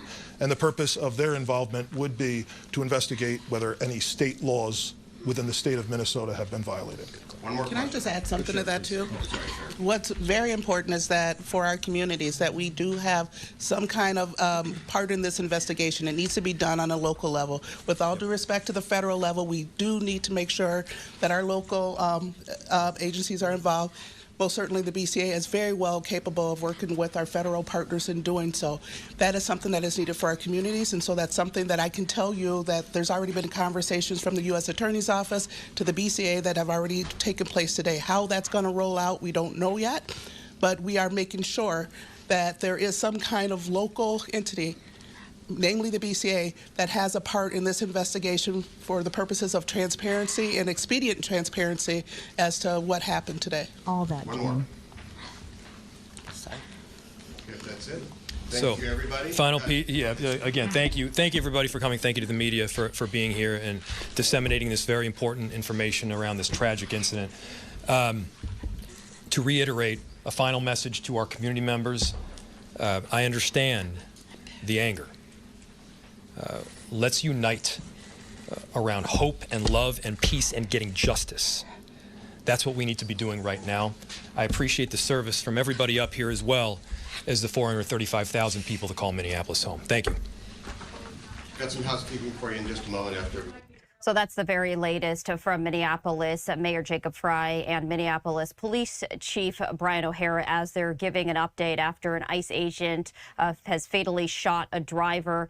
ICE says in self-defense. So a live look there at the podium. And I also wanted to share this live look here of the vehicle involved in all of this, learning just a little bit more information after a federal agent shot and killed a Minneapolis driver when she allegedly tried to run over law enforcement officers during an immigration crackdown in the city. The ICE officer shot the woman in her vehicle. This is a residential neighborhood in Minneapolis. That's according to the Department of Homeland Security spokeswoman Tricia McLaughlin, who shared that in a statement. Minneapolis and St. Paul Tricia McLaughlin is going to be at been the Nuremberg focus 2.0, of and I DHS particularly since look it forward launched to an her operation to crack down on illegal immigrants there in the city. And as we've been sharing with you, since this all unfolded, there have been a very large crowd of I'm going to go away from the Fox report for fear that they will go ahead and show the video because they're fucking assholes. And I'm actually going to turn off Mercado too. I'm going to probably end it now because I'm coming up on 4 hours now. So I should let people go back to your days. Wow. That's all I have to say. Wow. She didn't try to run them over, apparently. She pulled her car to block the street. I don't care if it's illegal. I don't care if she did try to run them over. How about that? How about that? How about somebody doesn't get shot 4 times in the face for trying to run over or escape from police? How about that? How about I don't want anyone to get shot in the face for trying to escape police? Or run them over. Get out of the way. If she's trying to run you over, get out of the way. You should be trained for that. You should be trained on how to run. You should be trained on how to run away from a car pulling towards you. One guy was pulling on the door and the other one in front of the car shot at her. So I'm sorry. I think that the ICE officers were at fault and panicked. And I think you have a bunch of chuds. You have a bunch of fucking chuds who just were given guns and the right to shoot people in the face. Not the tires.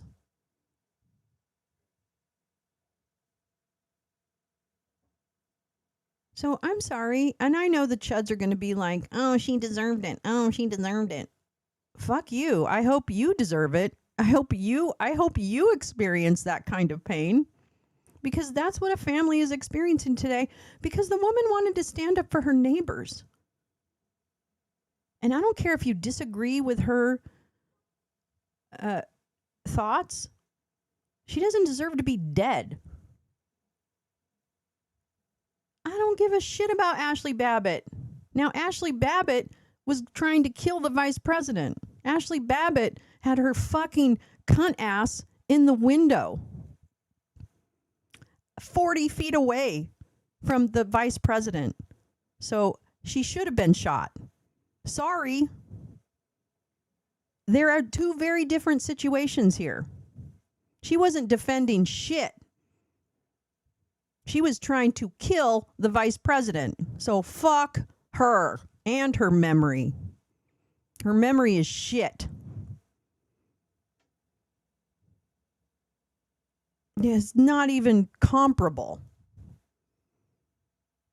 And if you walk into the Capitol deciding you're going to even harass the vice president, they're going to shoot you.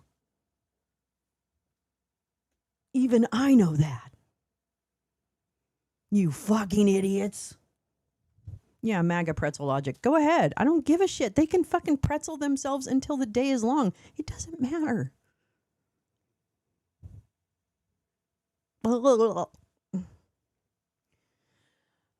Okay. Well, we have a lot of work. Oh, actually, I have a second show coming up. What am I even thinking? What's my next show? We have something else coming up. Oh my God. I might have to not do it today. But wait, there's something like important. Wait, what did I have on for Twice Baked today? Ay. What the fuck? I mean, we might as well just say because the Twice Baked is... Oh my God, it's... Oh my God. You know what it is, y'all? Oh shit. Oh God. Oh God. It's... Oops. It's this. Oh my God. It's this. Whoops, sorry. That's not what I meant. I had the wrong picture on there. It's this. Oh my God. Oh my God. It's this one. Oh, the picture's too weird. Sorry, let me fix them. But anyway, it's the fucking rogue judges. It's the rogue judges. You know what we could do? We could watch the replay of the rogue judges tomorrow. So that, I mean, I just feel like it's not even that I want to go. It's that I feel like people are just like, okay, I've had 4 hours of Lolo in my ear. I'm kind of done. I totally understand that. Let me see. Let me just do this. Hold on. I'm sorry. Oh, that's weird. Why does that do that? I don't understand. Okay. Anyway. Oh, I know why it does that. Because this is too big. Too big, baby. Gotta run for shelter, gotta run for shade. Why is that not showing the whole thing? I don't know. My screen's really weird. Anyway, so this one I think we're going to watch tomorrow because I don't know if there's any hearings scheduled. So I'll go ahead and change this and then we'll go ahead and cover the Judge Me by My Enemies show, which I'm particularly proud of this thumbnail. Can I just tell you? Let me see if I can make it big. I really love this thumbnail. I'm particularly proud of this paper doll that I have here. I want you to see all the elements of what's going on here. First of all, amazing text. Just amazing text. Then I have Janine Pirro sticking fingers up the neck of a John Roberts disembodied head. And then over here, I have a picture of me from the rainy day. Oh, yeah, I'm going to play that. That's how we're going to end. Oh, perfect, gal. Perfect. And then finally, George is down here and he's flipping everybody off because that's what George does. Anyway, I'm very proud of that. And we'll probably go ahead and put that. But I do want to show this one thing that Gal... Oh, shit. That Gal shared, which I love this song. It's on my Spotify playlist. I'm sorry I still have Spotify. I need to get rid of that. But let me just play a little bit of this for you, and we'll get the copyright. Roberts is her suppository. She's putting those 2 fingers up her butt.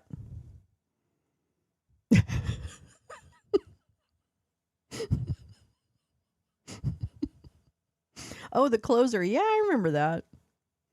Okay, here anyway. This is a great song, and I will link it in the description so that you can go ahead and put it on repeat. Ain't gonna play it nice. Oh, you wanna fight? Keep sucking daddy's dick on the far right. Ice, ice, ice, ice, ice. Ice, ice, ice, ice. Ice, ice, ice, ice, ice. Ice, ice, ice, ice. Fuck ice, we ain't gonna play it nice. Oh, you wanna fight? Keep sucking daddy's dick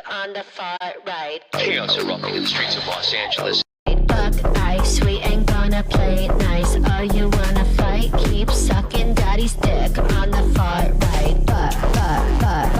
Ice, ice, ice, ice, ice. Ice, ice, ice, ice. Ice, ice, ice. Okay, even though I'm going to get in big trouble for that, I don't care because I love it. Put it on repeat, babes. And then there's also... Wait.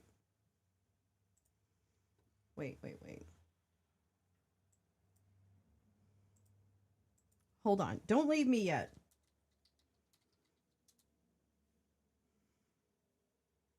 Where's the... Oh, here we go.